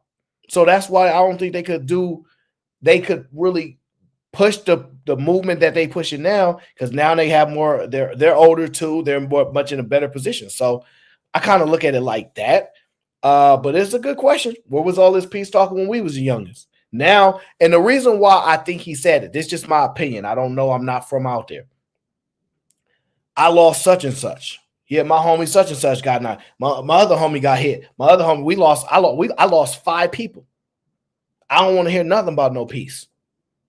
My brother, like it might be his brother, my cousin, my little niece guy was in the cross. I don't want to hear nothing about no peace. That's the kind of like when he asked the question, that's what I take from what it sound like he's projecting. Y'all want to do none of this before this happened, but I done lost so much. I don't want to hear no peace. That's what it sounds like the youngin is saying to me. Okay, O says, good men on both sides. Salute to the young brothers for pushing P. May Allah continue to mend and entwine their hearts as brothers. Amen. Yeah, I definitely think the people that want to go on the pathway of peace will, but I'm gonna just be honest with you. And you can guarantee this. They have been trying to push peace a lot of times. Peace is not a new concept. We've been telling put the violence down, youngins stop. In my experience, the youngins don't ever listen. I swear they don't ever listen. They think you soft. Look, one of the things that always separated me from other people was I always listened to the old heads. I always listen. I was never one of those people who's like, oh, this old head, he just going soft. Because these youngins think the old heads went soft. Oh, you did 10 years in prison. Now you're going soft now. They think that. But when that old head got out and said, I did 15 years of my life for nothing. 15 years of my life for nothing. This stuff don't mean nothing, y'all. I'm trying to save y'all life. I'm the type that looks like, dang, you did all this crime and I heard about what you did. I can't even say it out loud. And you made it out, and now you telling me it ain't the right way? And I ain't done none of what you done? I'ma listen. I ain't gonna think you going soft. I'm gonna think that maybe you know something I don't know, and you experience something, and it's a reason why you pushing this message. But other people be like, nah, they going soft. So I promise you, it's been like that forever. The message of peace has always been pushed on young people. Y'all need to chill. Y'all need to stop. Now, the manipulation of the youngins too have been done too. So the old heads that tend to put in some work when they was like 14, 15, and they've had some successful street missions, is what I'll say. In their words, they kind of coast off of their hood celebrity, meaning that they did some work when they was in their teens, and now they got a street name, all that. They kind of coasting. They 10, 15 years older.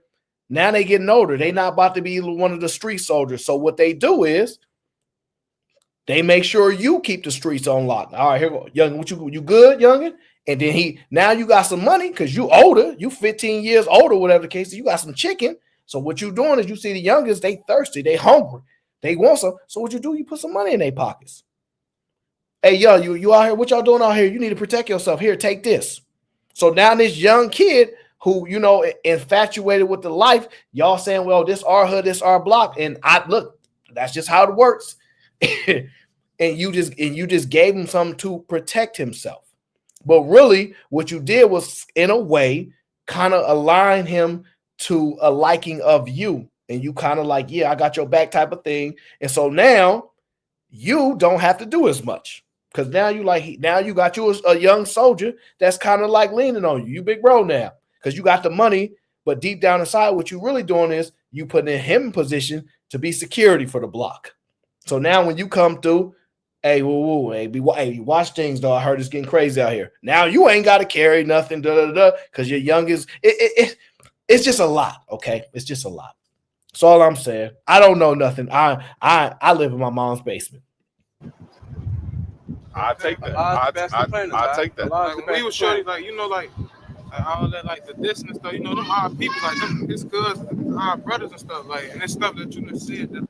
I take that. Listen to what he said. Shorty, like, you know, like all that, like the distance stuff, you know, them our people, like them, his cousins, our brothers and stuff, like, and it's stuff that you done said that, like, it's like that shit is like, it's just some people that don't let go of shit. I told y'all. And he basically just said what I said he was gonna say. He ain't trying to hear none of that. He's like, some of those people are cousins, this and that, bro. I knew it. I saw the look on his face, and I knew that that's the time he was on. I knew that was the time he was on, because I'm like, it's cameras out there. You know what I mean? It's mad cops out there. You don't need to be so high stress. You know what I'm saying? But he wasn't in the mood for this. And so I saw the look on his face. Dude that's holding the phone, he's probably the one you have a better chance at really having a good build, and he might lessen up his vitriol a little bit, be like, yeah, man, we do need to grow up. This youngin' right here, no, he ain't trying to hear none of that. Where was y'all at when that was my cousin in that song? Where was you at when that was my brother in this song? I told you. He ain't trying to hear it. I saw the look all on his face. You know what I'm saying? It's like, if you was gonna do it, I just feel like y'all should have been here instead of doing it now, like when the internet involved. You know what I'm saying? Like all like the songs, all that. I feel like it should, if we really want to do it and like push it the right way, all the songs, that shit gotta get deleted. You know what I'm saying? Like, we got homies that died young. And so listen what he said. So he said, if y'all was gonna do this, y'all should have been did this before all this stuff happened. Then he said, so what they gonna do now? Delete the songs? Remember, I told y'all. It ain't like people gonna mute themselves on certain lyrics. Now, now sometimes white folks, if they hear the N-word in the song, they be acting like they don't say it in front of y'all. But we know that what they do. Thank you. So it's the same thing with this. If the song is dissing somebody from another hood, they cousin, they not gonna not say the lyric. So I don't see this working as far as the way in which it's been described now. I'm not saying it's not going to impact nothing, but truthfully and honestly, I understand where the youngin is coming from. He like, I don't want to hear none of that peace stuff. I don't want to hear none of that. He don't want to hear it. O says, damn, bro, you going to give them all the game? Stop it, bro. You have a bunch of people repeating the game like they know it. Like they will, because it's the internet, sir. They gonna go in there and say this their own words. They ain't hearing from nobody. But yeah, it's cool. It's just us in here anyway. The only people that be here is my people. I ain't got that many subscribers. We good. But no, some of us, man, really didn't live a certain life. Some of us didn't seen a life. Some of us made it out of the life. But we know the cycle. We know it's gonna continue. I mean, I got 4 brothers. 1, 2, 3, 4. No sisters, by the way. I couldn't get us 1 sister, 4 brothers. And I still see stories, like I see names where I'm just like, dang, they went to such and such school. I know they was with such and such. It's like, oh yeah, I remember I met them there. Man, like for the rest of my life, I'm going to constantly, because as long as I stay out here, I'm going to see names. I'm going to see names in the newspaper, basically. You know what I'm saying? Like, this is a lifetime type of thing that people going to see. And then you're going to see their kids have kids. I'm going to get off that. Oh, it's right. Let me get up off that. So anyway, the youngin in the video is doing exactly what I said he was going to do. He's not trying to hear none of that. If y'all not about to make them change their music and their lyrics, it's still up with him. That's basically what he's saying, y'all. All that, I feel like if we really want to do it and like push it the right way, all the songs, that shit gotta like get deleted. You know what I'm saying? Like we got homies that died young, and they mother might have heard them say something. They, this grown man, my son was 18, 19. Even though like everybody be doing what they doing, do they little dirt on their own, but it's like I feel like it's like when it's respect for like the mamas and shit like that, it should be like I feel like a public apology to like the parents or like even these people, kids and stuff. That should be like that's real needed. I don't know what you can do about that though. So the youngin here is like the music is out there. I feel like a public apology would need to be issued first. So basically what he's saying is this. If you from this section and you did something, you need to publicly apologize to the mother of those children. However, I don't know how you can do that without implicating yourself. It's the internet at this point. So you making a public apology is somewhat a admission of guilt, kind of. Like I get the point, but I don't think you can make a public apology. Like in my opinion, with the way the internet is, the way the video that went back and watched all of Dirk's things and Brick Baby and all of them, and they did the whole timeline, and now I can follow it because I don't follow none of this crap, but now the timeline is there. No, absolutely no. Do not. I would say don't do that. Do not apologize publicly. That is an admission of guilt to some degree, and at worst, even though I think they already know, it's putting yourself on a radar of somebody that potentially was involved or knows something. So I hear the youngin's pain, but I don't think that's the right pathway. Now, a private apology, I could get with that. Look, meet up with the mom, have a private conversation. I mean, but honestly, I don't even think it can work because the parents of these children don't be down for this stuff. So even though they kids is doing stuff, they still don't want them living that life. So I don't really even see how they could fix this type of problem. So like I said, sometimes too much bloodshed. And that's what it sounds like this youngin is saying. On my kids, if they ain't heard me once, but this is not my first time apologizing, I apologize if you ain't heard it, bro. I never heard it. Right here in person, I don't feel nothing. I'm at O Block. I apologize to y'all for any type of way that y'all may heard me speak ill on y'all brothers over these years, bro. And different. We brothers at the end of the day. So. Now that's interesting.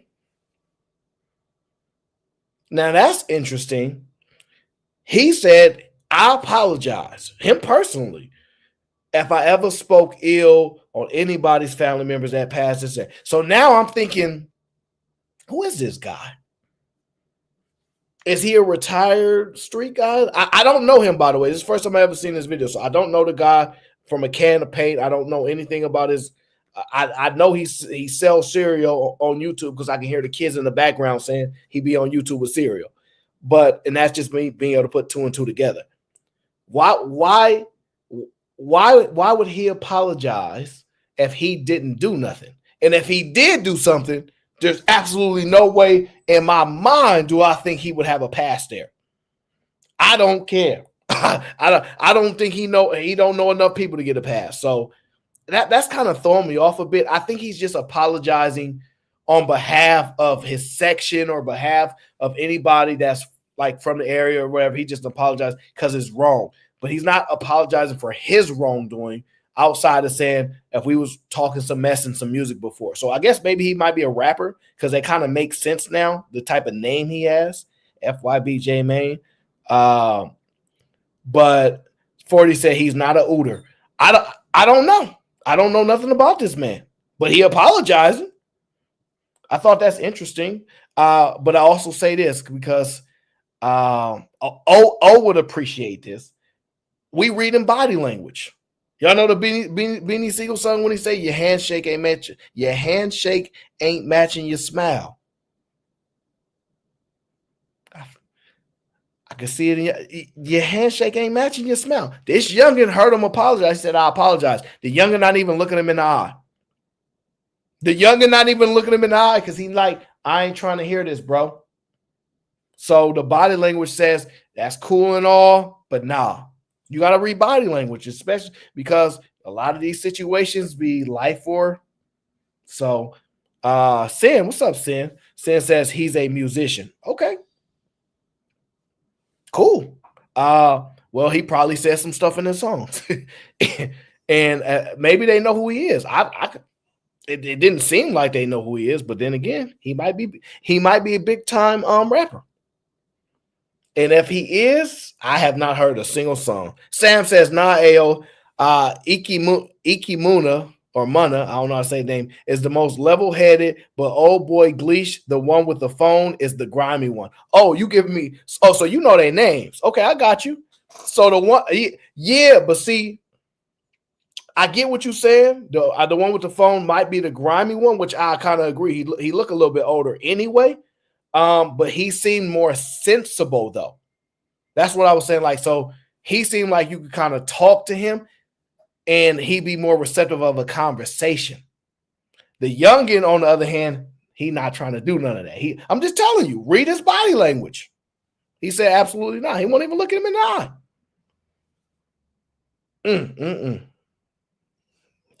Shout out to him though. I'm not going to nobody hood. I like this. Like vice versa. Yeah, it go both ways. Let's just start there. Sure. So just like how you. What? All your songs, that shit's on YouTube? Yeah, songs on YouTube. If you push a piece, take that shit down, brother. Whoa.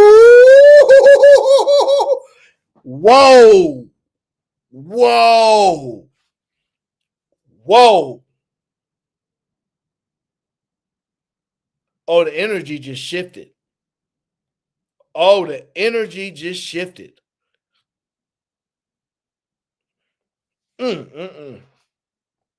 Oh my gosh, the energy just shifted 1,000%. It was just, the temperature was just possibly, Tina, he just turned it up. Whoever this is, and I don't even see no chain on his neck. He just turned it up. Woo-wee. He said, is your music. So they do know who he is. So this is why this is interesting to me. So they know who he is at least, right? Because I don't know who the hell he is. He in their section. He obviously said some things that they not feeling at all. But he's with some people that can give him enough of a pass to where he can do this. Man, 2024 is different. Whoever this is right here, though, he just turned it up. Let's go back a little bit. He just turned it up. Yeah, it go both ways. Let's just start there. Sure. So just like YouTube?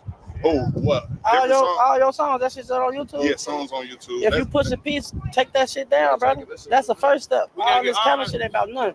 That's the first step, brother. You heard what he said. The bull said, this camera-ish don't mean nothing. Now, I'm going to have to ask y'all, because I don't know. I'm going to need one of my resident people. When he said that camera-ish ain't about nothing, how did y'all interpret that? Because I'm going to tell y'all what I thought. It's just me. I live in my mama's basement. Don't know nothing. When he said that camera-ish ain't about nothing, what he meant was them cameras ain't going to save you. That's how I took it. These cameras ain't about nothing. Like I'm like to me, he like I'm with whatever. I ain't worried about none of this camera stuff. That's how I'm taking it. If y'all see it differently, please tell me. Man, oh man. Whew. And see, y'all talking about just go to anybody's hood and have a good time. I'm not going to nobody. And the man still has songs up. So I kind of agree with the young, the youngin, you can tell he a little bit younger. The one with the O Block chain on, you can tell he a little bit younger, but he ain't no sucker. You can tell because he's speaking what he feeling. Yeah, I just feel like y'all should have been pushing this. That's what he said. The other dude that came in there, you can tell he more of a big dog. Like he's somebody in that era. You can kind of tell because he just came straight out and said it. That music's still up there? and you pushing peace. In my opinion, he basically saying like, we know you frauding, bro. Like I'm not really feeling what you talk. I don't believe you. Because in the same way, I kind of agree.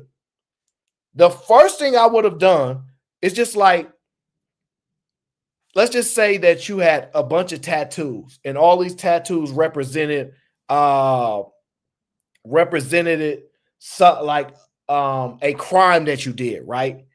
And you did 20 years, and you want to repent for all your crimes. The first thing you do is remove all those tattoos. I'm removing all these tattoos. I was celebrating this stuff, and I want it off. I was wrong. You remove all the tattoos. If you push in peace, why aren't the songs already off of YouTube? Why aren't the songs already taken down? They kind of right. They kind of right. I'm leaning more on their side, because if you truly, come on, Artifacts, how's that? I'll be thinking of examples on the fly. I ain't got no book ready for me to make some examples of. That's all I can think of. But I was just trying, you get the point. All right. So I'm just saying, like, the song should have been already down. He should have did a whole blog about, I did these rap stuff. Now I'm pushing peace. All these songs got to come down. But if you listen to what he said, right, and this is just my opinion, he said it goes both ways, and I actually disagree. When he says like the songs got to come down, bro, you the one pushing peace. You the one pushing peace. So how you gonna say it goes both ways? So you only gonna take your music down if we take ours down? So that means if we don't take ours down, you still own that? You see what I'm saying? How that doesn't actually equate? Bro, regardless if they take their music down, if the movement you push is genuinely peace, you should take all of it down regardless of what they do. It should have already been down before you went to their sector. In a lot of ways, these guys feel like you might be kind of trolling them. In my opinion, if it's me, right? I'm not. If I was anywhere like these guys, if I was, and you came to my section, I just think you're trying to get some money. I just think you got the cameras up. You see all the cops around, so you think it's Gucci. And you trying to push this false narrative so you can get all these people to give you money. I ain't feeling that.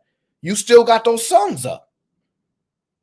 And I personally feel like a real person that's really honestly on peace would not have a contingency that you take your songs down before I take my songs down, even though I'm the one pushing peace. So right now, to me, he looking a little shaky. But that's just my perspective. It look a little shaky to me. On both sides then. Yeah, right? for sure. That's what I'm saying. Like, how old you is? I'm 30, man. I'm 20. Y'all had a chance to do it when we were shorties. Like me and my people, we were shorties. Now look, the youngin again asked him, how old is you? He said, I'm 30, gang. The youngin said, I'm 20.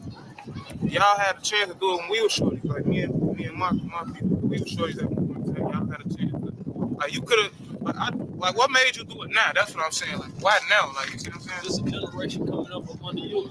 That's what I'm saying. But that generation under me that heard you say some stuff too. You see what I'm saying? Like, these ain't no real little kids. These people that's been around, like we a family over here. Like, I don't know how y'all do it, but like when. Ooh, I don't know how y'all do it over there, but we family over here. So listen again, guys. This youngin right here, he just repeated the same thing he already said. Now, I'm going to just give y'all some game, right? Some of y'all don't. Whenever somebody repeats something that they already said, it means they not off it. I'm going to just tell you that now. He already just said y'all should have been took care of this. Now he's going back to reinforce it. How old is you? 32? Yeah, y'all should have been there. He like, bro, you said that already. So, I mean, I'm just telling you, they not on that, player. I don't see no peace movement being able to work here. I don't see the peace.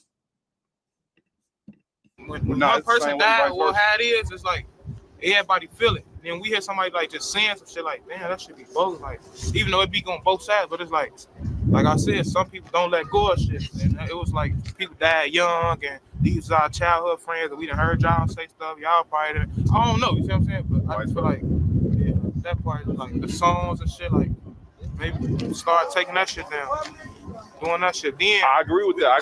I could take songs. Put it like this: any song dissing any black brother, the way J Mane coming right now, any dissing, tarnishing black image. I don't know if y'all ain't been following my movement, but I don't even like play shit.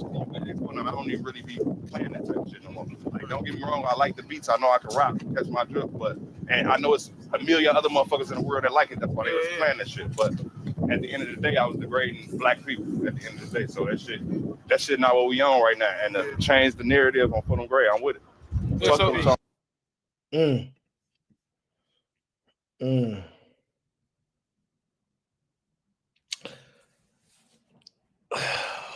This is actually this is, to be honest with you, this is actually a really dope conversation that people on the outside that might not necessarily grew up a certain way that can experience or actually feel what is transpiring right now, to actually see it in real time, real people, real pain, real honesty.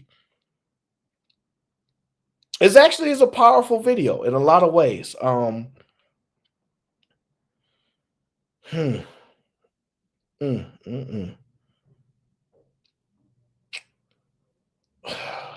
way he says, like, I'm not on none of that no more.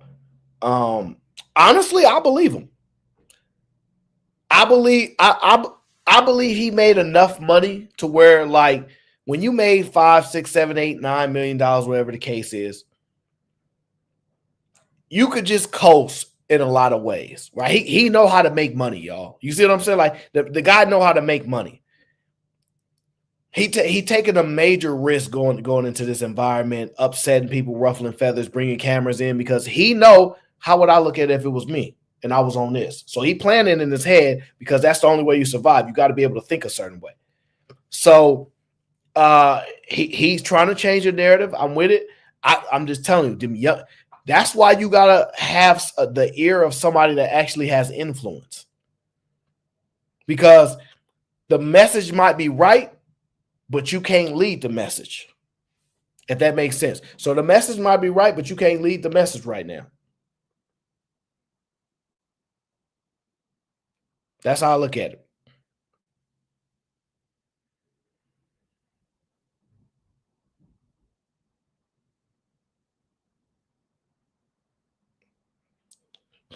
Give me 1 second. Give me 1 second here.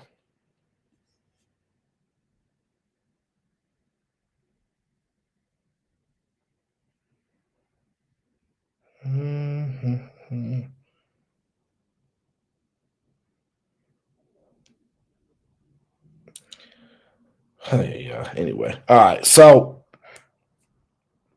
that's just how I look at it right now, guys.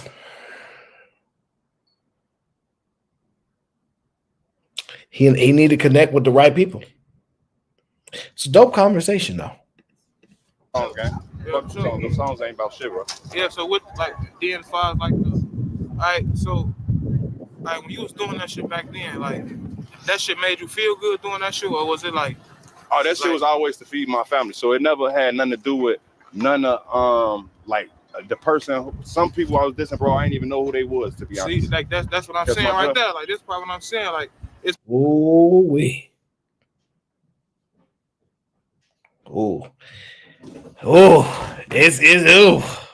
It's getting.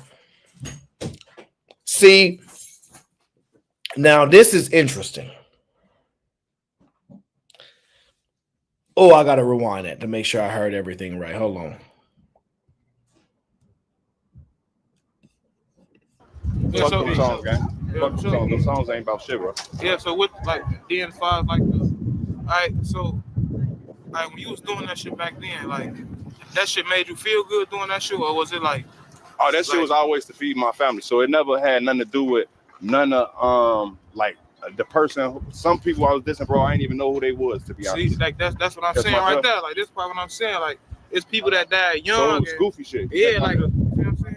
Like it was. You might have been younger, but it's like I just feel like me, like the mindset I got. I'm 20. I've been having a grown mindset since I was like 15, 16. So I know like how to be mature and not like. I feel like all that shit was immature. Like that shit was. It was. Lame. It was. On my baby. Yeah, all that shit was lame. Like. See, I think he want to hit him. See, he the younger like this ain't no game to me. And you, why was you doing that? Oh, I don't even know half those people. I was just doing it to feed my family. So the way he taking is like, so you just say anything for some money? So the youngin feel how he feel, and honestly, that's why he keep not looking him in the eye. This is why I keep telling you got to be able to read the body language. You got to be able to read the body language. He don't want to look him in the eye, sir. He wants to do something to him, in my opinion. From the way I see things, the energy that has been pushed, he's very upset. So you was talking about that's my family. You was talking about him, and you ain't even known for some money. So it's a game to you. They lives is a game. Like, yeah, buddy. It looked to me. I've seen that body language before. Some of us have had that body language before.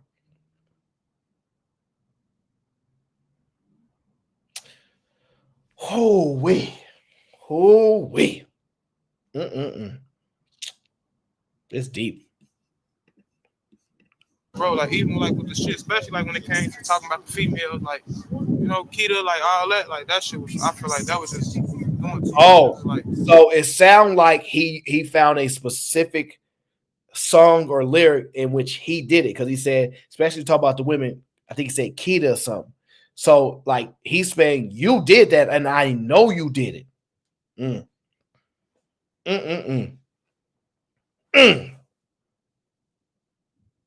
Hey, you better be. Hey, listen, he got the muscle with him. You see the Muslim brother there? He got the brother with him for a reason. I'm gonna just tell you that now. People don't be playing with the Muslims. I'm just telling you that today. Look, they are highly respected for a lot of reasons. Whoa! I felt the energy turn up when Youngin said, "Yo, them songs still up on YouTube?" Ooh, and this whole positive interaction from handing out cereal and stuff to the kids is gone. All the energy that was a little bit up, like, yeah, we out here, we pushing peace. All that energy is gone. It's like you've been punched in the gut. It's gone. Oh my gosh. Oh my gosh. He wasn't lying. This was a deep interview or a deep conversation. What this girl do to y'all? You see what I'm saying? Like, what did this girl ever do to y'all? You feel? It's like, I ain't had no point. Like, you probably doing that shit to get laughs, get views, get money, but it's like, you could have did this shit and still been the same way. Fuck this and all that. You could have pushed peace from the start. If you would have, I'm telling you, like, when all your guys were alive and shit back then, I feel like if you would have started pushing peace, like, that shit probably would have been bigger than what it is now. Like, it probably would have been, like, way, like, damn, he stopped this shit early. You know what I'm saying? Yeah, it is. I catch all the blame, but put it like this. This is what I tell people, you don't catch all the blame. It's just like you one of the main ones that like. Yeah, nah, and I get it though. I get it though. No, you don't catch all the blame. It's just like you one of the main ones that like. Yeah, nah, and I get it though. Oh, okay. See, so at first I thought they didn't really know this guy like that, but he just said you was like one of them main ones that did stuff like that. Oh yeah. This ain't gonna be no good conversation.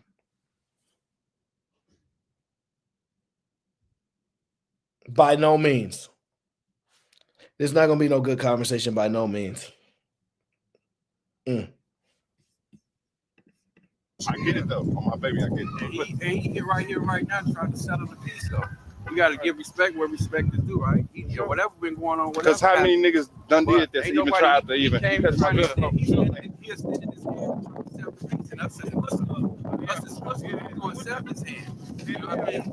Come with the palms up, we're going to accept his hand with palms up. And I appreciate y'all for letting us coming over here. You know what I It's mean? different. So again, like you said, you spoke what you had to speak. That's your truth. Ain't nobody gonna take that from you, right? You know what I mean? But at the end of the day, we gotta start somewhere, man. So we gotta start somewhere. And if we don't start right here. We all from the same community, bro. They always try to divide this shit, bro. I went to Dulles too. Let's start there. All of us as Muslims, we got a lot leading us, right? So with a lot of victories ashore, a lot said you just convey the message and I handle the rest. You see what I'm saying? Allah gonna put it together. It ain't on us. This is what Allah wants. So alhamdulillah, you definitely got what you offer. You have every right to feel the way that you feel. Take your time with your feelings. But at the end of the day, you're gonna still be men. So I got a question. And we still hold on now. We gonna be men. All right? Ooh, hey, look at. I got a question. Hey, hold on now. He respected the brother.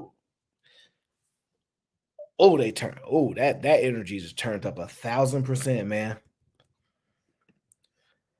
O says it's going to be hard for the brother because he still has to feed his kids. I understand your point, but damn, it's hard to ask a man to not feed his family, bro. Dirk brought him on stage for peace with him. So this the thing. There are some sacrifices that got to be made. And I'm going to say something that's not popular, but it's just factual. There are a lot of people that sacrifice their family for the greater good of society, mankind. It is what it is. A lot of the great devices that we have, the vehicles, the appliances, the technological advances, a lot of these people gave up their family in order to build this stuff out for us, in order for the betterment of society. Even if you don't look at it as the betterment, they was moving on that thought. Like, oh yeah, you come home, you got kids. Nah, I ain't coming home. I gotta do 70 hours this week. A sacrifice has to be made. Now, in my opinion, this is a small sacrifice to be made when you want to be the leader of a peace movement, but you're making residuals off of music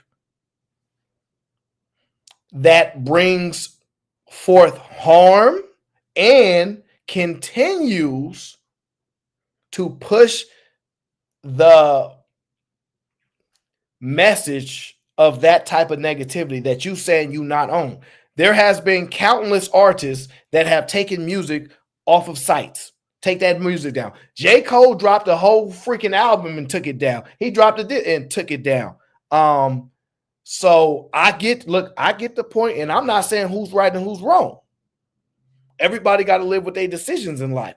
I'm just saying if it was me and I truly was on some peace stuff, I would have thought this out. I would have took that music off. I wouldn't think it made sense to keep it up while telling people not to do it no more. So I would have thought it out. That's kind of like what I'm saying. So I get your point, though. He do got to feed his family, but the price to feed your family and to broach your to kind of like to bring forth a situation where peace can even be spoken of, you might have to start there. Says, FYI, our beloved government took Dirk after him and J Mane called for peace on stage together, but who believes in government interference? Malcolm. I am in no way in disagreement with that. 100%. It's funny, the timing of everything. I get that, and I believe in the conspiracies too. I believe they saw that he was trying to change the pathway, and they're like, negative. We need y'all to keep this up. I get the divide. So I could 100% see how they saw he was on shifting the movement, and then they had to pick him up. Okay. Says, bro, that's drill music. That's what they do. The young man with the chain invited him there because last time they wouldn't let him inside. Which man with the chain invited him? Are you talking about the one that's talking, or are you talking about the one that's directly next to him? Is that the guy that invited him in? Look, I get it. And this is like I said, but the invite in, he had no idea that this where the conversation was going to go, though.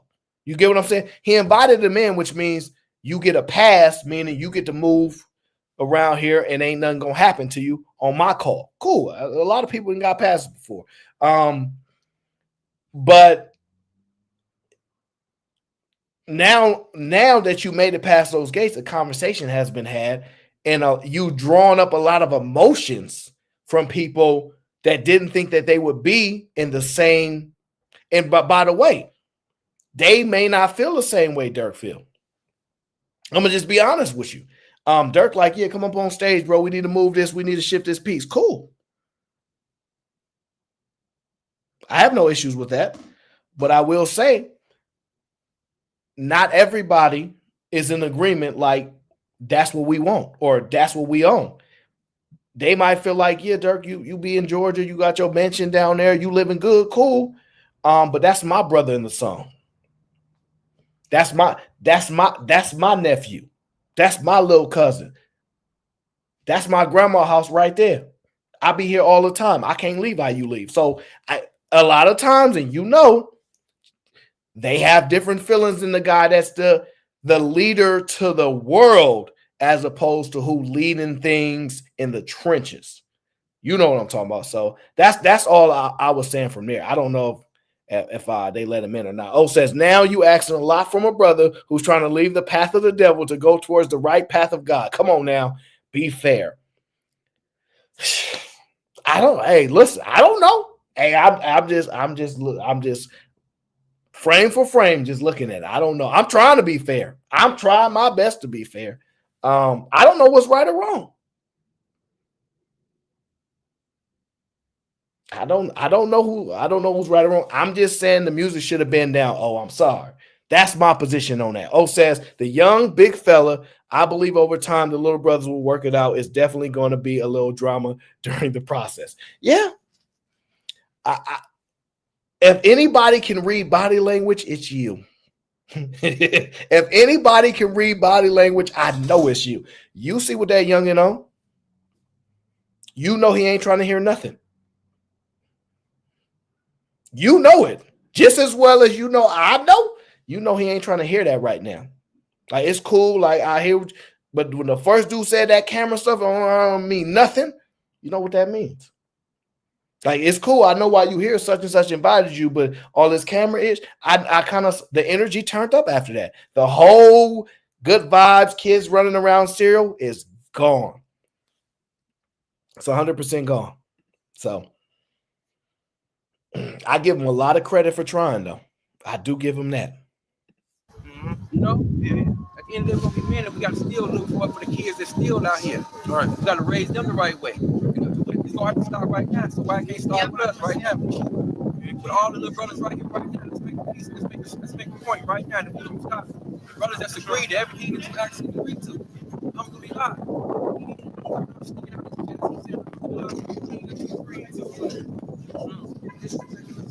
No, listen. Even put me on a deep.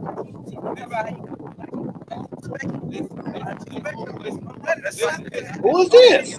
I'm ready to slap him. Hold on, whoa. Hold on.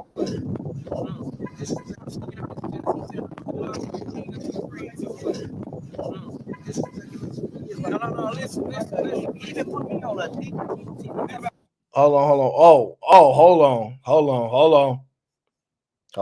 Hold on. I need to take a 2-minute break. It's about to turn up. Hold on 1 second.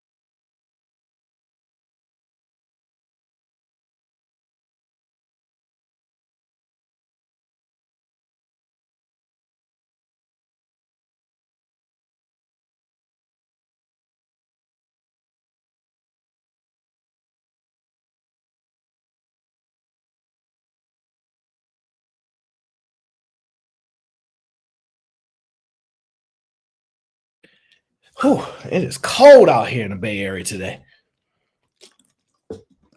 All right, so whoever this guy, this youngster in, he got the hood on, all this stuff.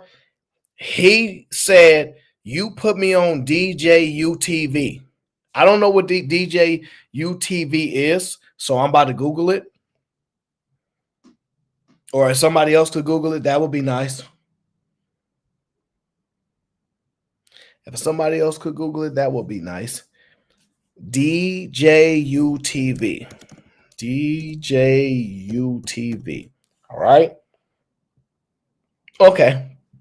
It looked like it's a YouTube channel. So maybe some guy that produces some content like that. But basically, this guy stepping towards him. The Muslim brother said, hey, chill out. Chill out. He stepped right in between. Chill out. I like that, brother. I like that, brother. I don't know what it is. I like him, though. But this youngster that's about to turn, he about to turn that whole temperature up. I told y'all. No, listen. Even put me on a deep. I don't respect that. I'm ready to slap you. He got me on DJ. Whoa. All right, so this guy turning up. He really going off right now. In my opinion, you should chill. But I can't tell nobody else how to feel because I don't know what's transpiring over there like that. But he basically said, you put me on a TV, you put me on something, and I don't respect you, and I want to put hands on you, basically, is what he said. He said, and then the Muslim brother stepped in and said, but you respect me, right? And basically, from what I could tell, that's a yes. That's a yes. But he's still been really emotional. So I don't know what happened, but what's all the aggression for? And the only thing I say is if you're not really going, you know what I mean? It's probably a little extra for nothing unless it's really need to actually be something. But I don't know. It's emotions involved.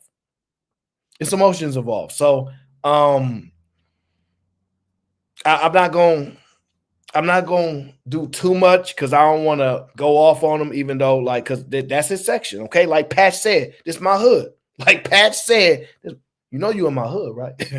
O says, I mend my situations by a group of enemies getting locked up and didn't have lawyers. I check everybody's wife and I said, tell your husband our blood is sacred by Allah. The brothers all got life, but I'm still there for them. Yeah, you different. That I already know. But not a lot of people get to that stage where they can mend situations and try to get on the right pathway. As you can see, these brothers here, this guy that just stepped forward, I don't think he's on no pathway to that. He said he want to put hands on him. He can't do this shit. Got no say. I ain't got no respect for him. I love you. Woo-wee. Listen. Y'all, if y'all never grew up in the hood, y'all getting real, actual insight to how this stuff actually go down. When somebody tell you, yo, they in here, that's on me. That's what it is. And you can't really do much about it, especially if that's your man's. That's your brother, and your brother say, yo, he here because I said he could be here. You can't really violate that because then that mess up his word in the street. You know what I mean? Even if you in the right. So you can hear in the background, he here because of me.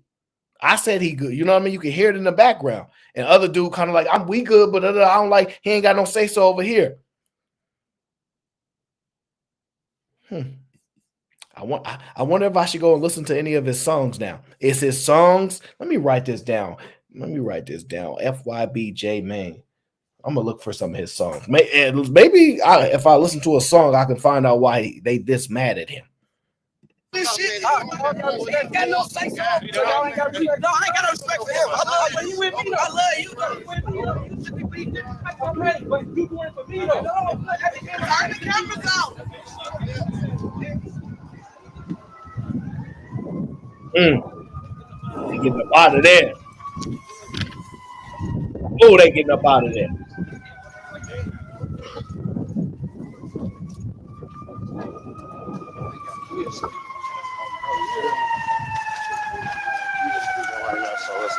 They getting up out of there. And I'm gonna say this: I don't really like Shorty in the background, so I turn the cameras off. Like you want some violence to happen. Did y'all peep that? Y'all probably didn't even peep that. Y'all probably didn't really peep that, but it sounded like to me she wanted some violence to happen. It sounded to me she wanted some violence to happen, y'all. What do y'all think? Do y'all think she wanted, right? Turn them cameras off and leave them on. Like, you don't want them to be. what? See, I'ma just chill because I think she on some nonsense personally, but maybe I'm overreacting. I could be overreacting, but to me, I just interpreted it that way. She seemed like she was on some nonsense. Seemed like she was on some nonsense to me. But they getting up out of there.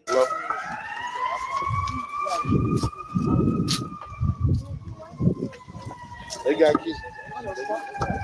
You don't believe it.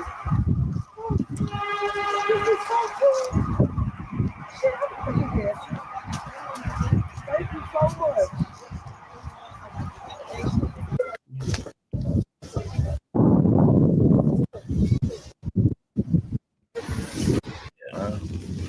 Oh. Damn, man. So one thing I'm gonna say is he got up out of there, and I respect that. No need. You see the temperatures is flaring. You see that you ain't really in an advantageous position. You don't know really what could go down. That's not your section. Like I told you, he got up out of there. That's smart. I think you kind of learned that it's still some feelings what's going on up in there. But you played your part. You played your part in this. It's unfortunate for me because you be like, dang, maybe we can one day as a people we can get to a space where we can really, really just put this stuff to the side like it was before. But no. So this was a really, really actually dope vlog for me at least. You get to you felt how genuine the experience was, right? And everybody keeps saying O Block is just a tourist adventure now. Keep on being dumb. Telling y'all right now. The reason why I tell y'all that is because of the neighborhood I grew up in. They've had a level of gentrification, right? So I be seeing, I'm telling where I grew up at, and I had to be old enough to oversee things. So this is at least the 90s by now where I'm old enough to really register stuff. I never saw white people before. Ever. We never ever saw them where I was growing up at. They did not exist. It was a historical black neighborhood. They did not exist. They all through there now, walking their dogs and jogging and stuff. But the people that live in the projects is still in the projects. So thinking that they not there no more is idiotic. So keep thinking that they not in the O, and they come in with the O chains on. They in the O. Like y'all gonna get people hurt saying stuff like it ain't even that bad no more and stuff. Like y'all don't be knowing what you're talking about. Y'all just don't know. Y'all can get people in a lot of trouble. But interesting conversation. Very, very interesting conversation, man. O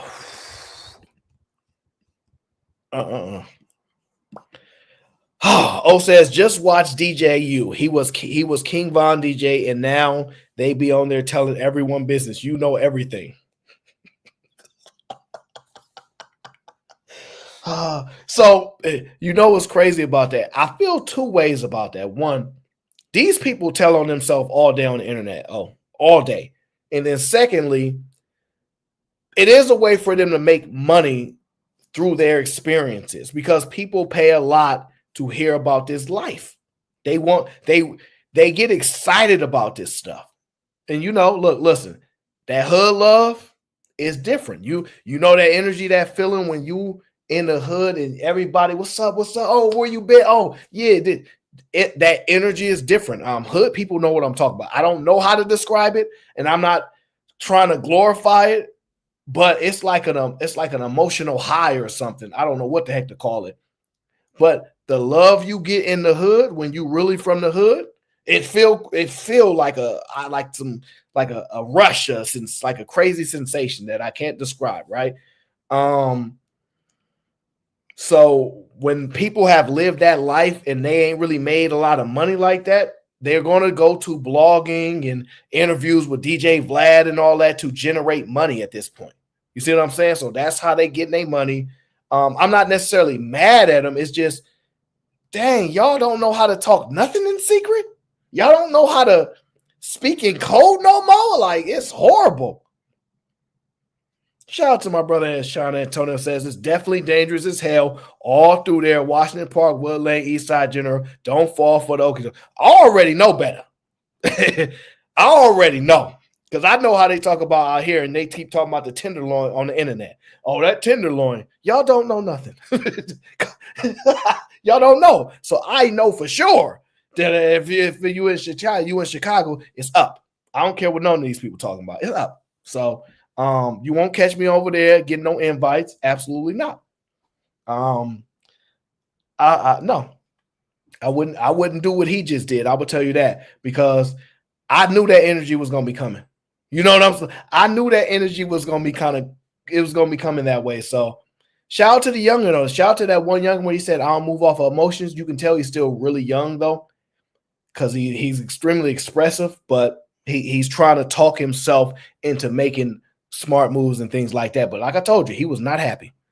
But overall, respect to the conversation though. Respect for the attempt. It would have been great if we could have saw a little bit of actual gradual change. And some people that's watching this may feel that way. Some people might not. Oh man, that stuff give me the chills, man. Whew. That stuff give you the chills, man. Like, just see, because that energy right there. Whew. I'm gonna stop telling myself on the internet before y'all start, doing internet stuff. I'm gonna play one more video. I don't know if I want to deal with you knuckleheads today. Okay, all right. We got me and Sharon got sports shows now. Yeah. Me and Sharon do sports shows now. All right, no hating. Okay, I just like to cook them up. I wanted to show y'all that I do the sports too. So I'm going to be cooking up Sharon on a daily basis when it comes to these sports, all right? We figured out the days to do. We're going to have some fun, and he's going to get cooked up. He's going to get cooked up. Y'all going to see Sharon don't know nothing about sports, and y'all going to see him get cooked up all the time, okay? My brother O says, bro, I took your sister with me, and she's seen my celebrity in person. Everywhere we went, it was love. I'm like, this is why I feel like the king. You know what, sister, I'm talking about. Of course I know what you're talking about. And I know that. Now, I don't know that feeling you can get, but I know what the feeling. Woo, I know what you mean.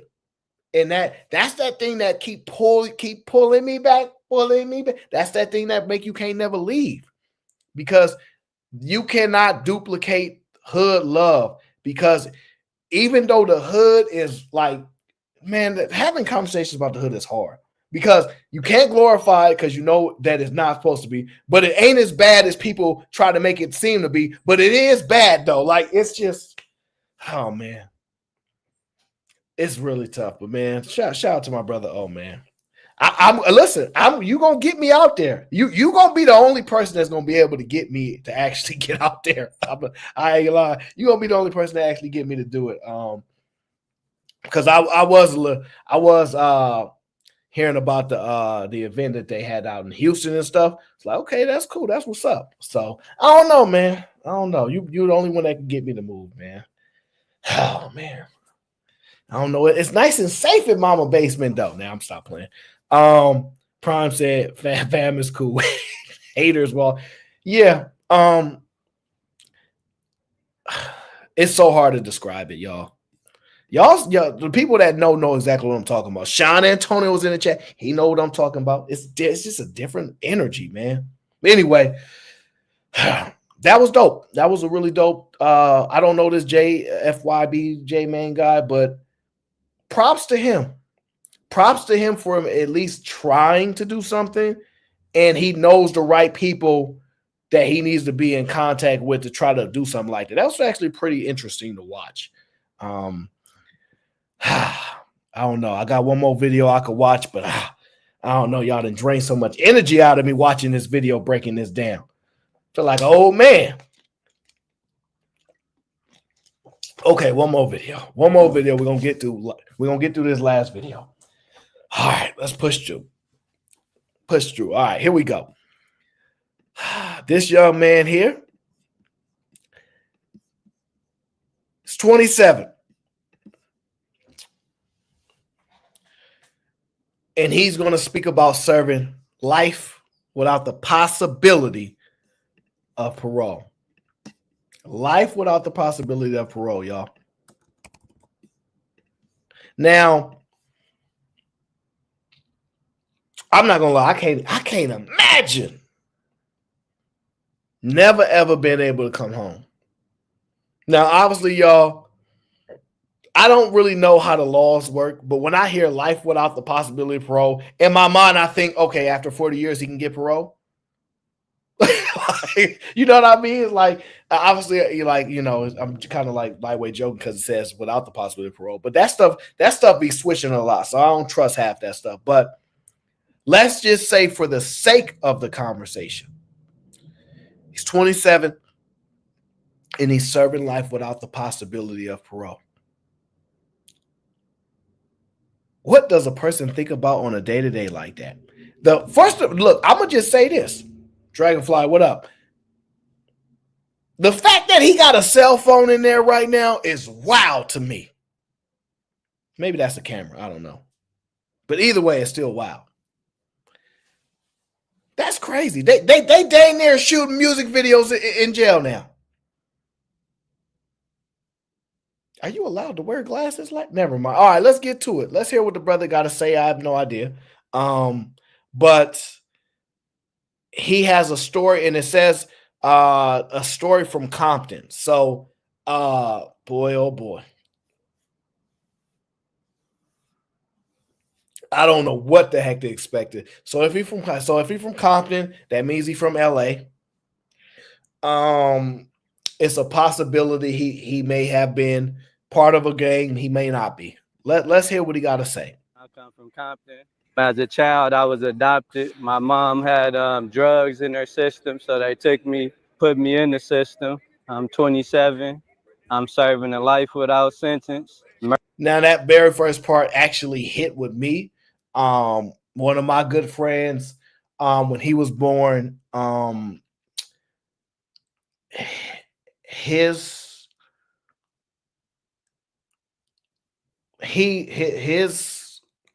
he also, well, I can't say what he would say to me because he thinks it's funny, but it's not funny to me.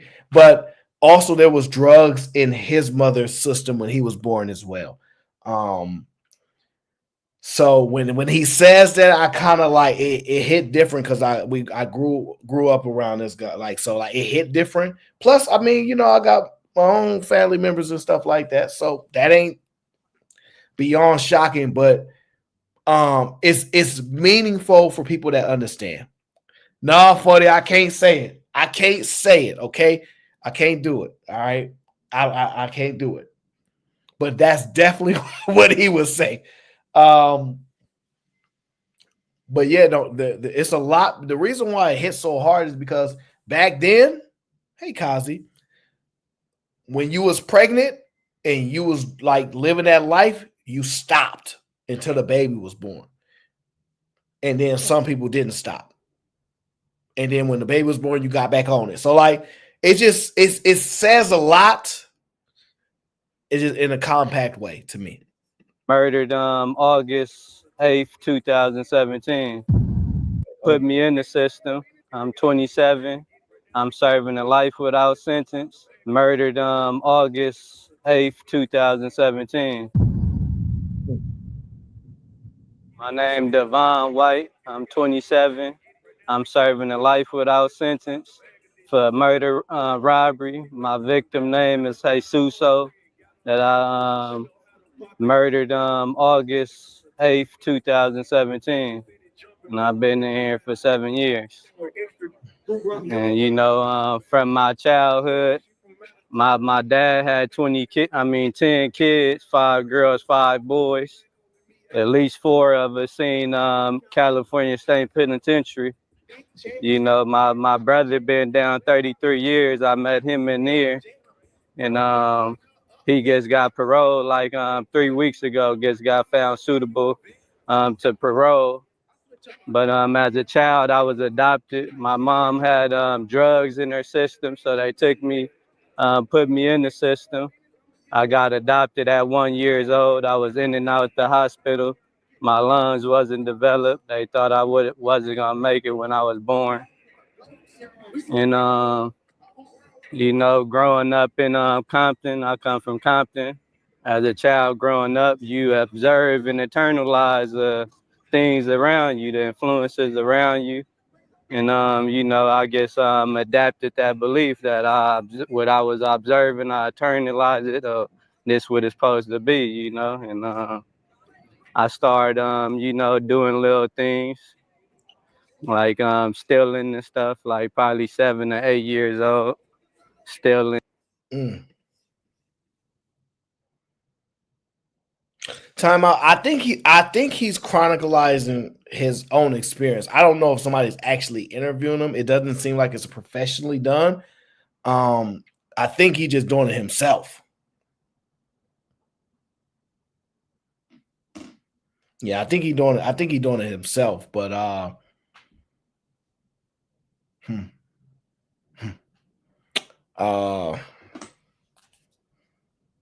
damn. His whole life is over. Dang, that's crazy.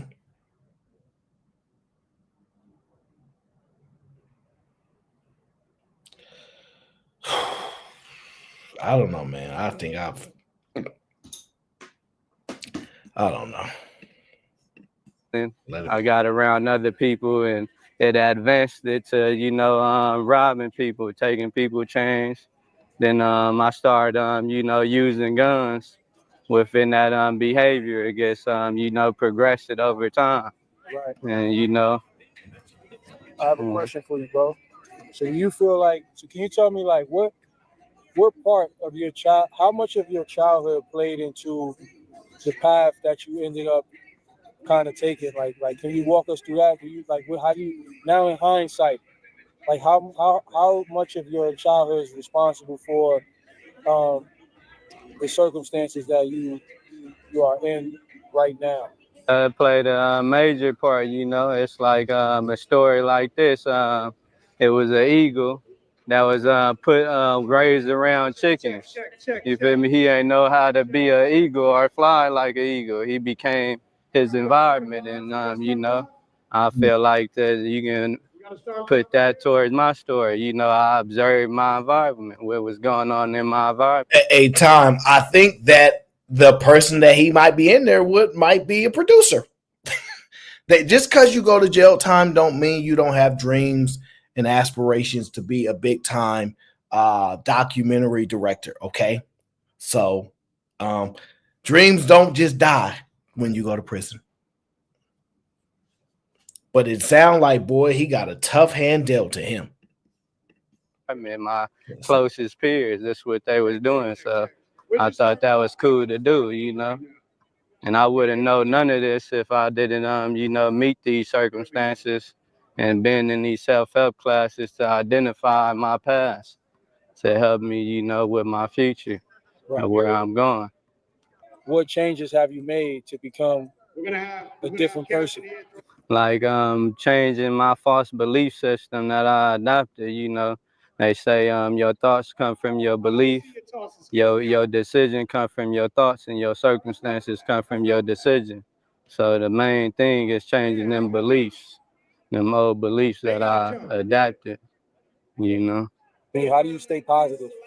I stay positive by like working out, you know, educating myself on like all aspects, the essential things that I need in life. Like when I touch out there in the world, you know, get free. Okay.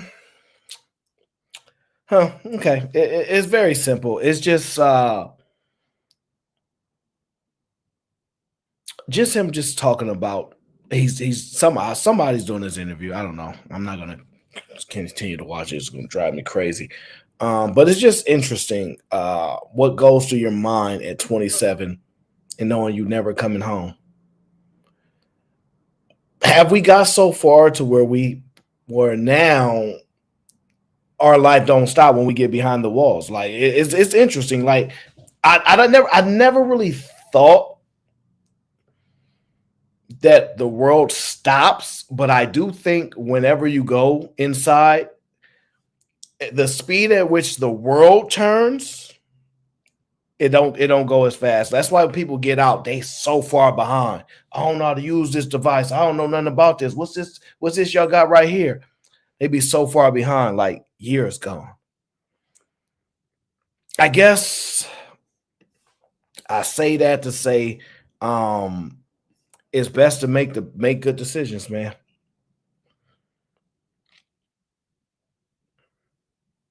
I don't want to have to be telling this story.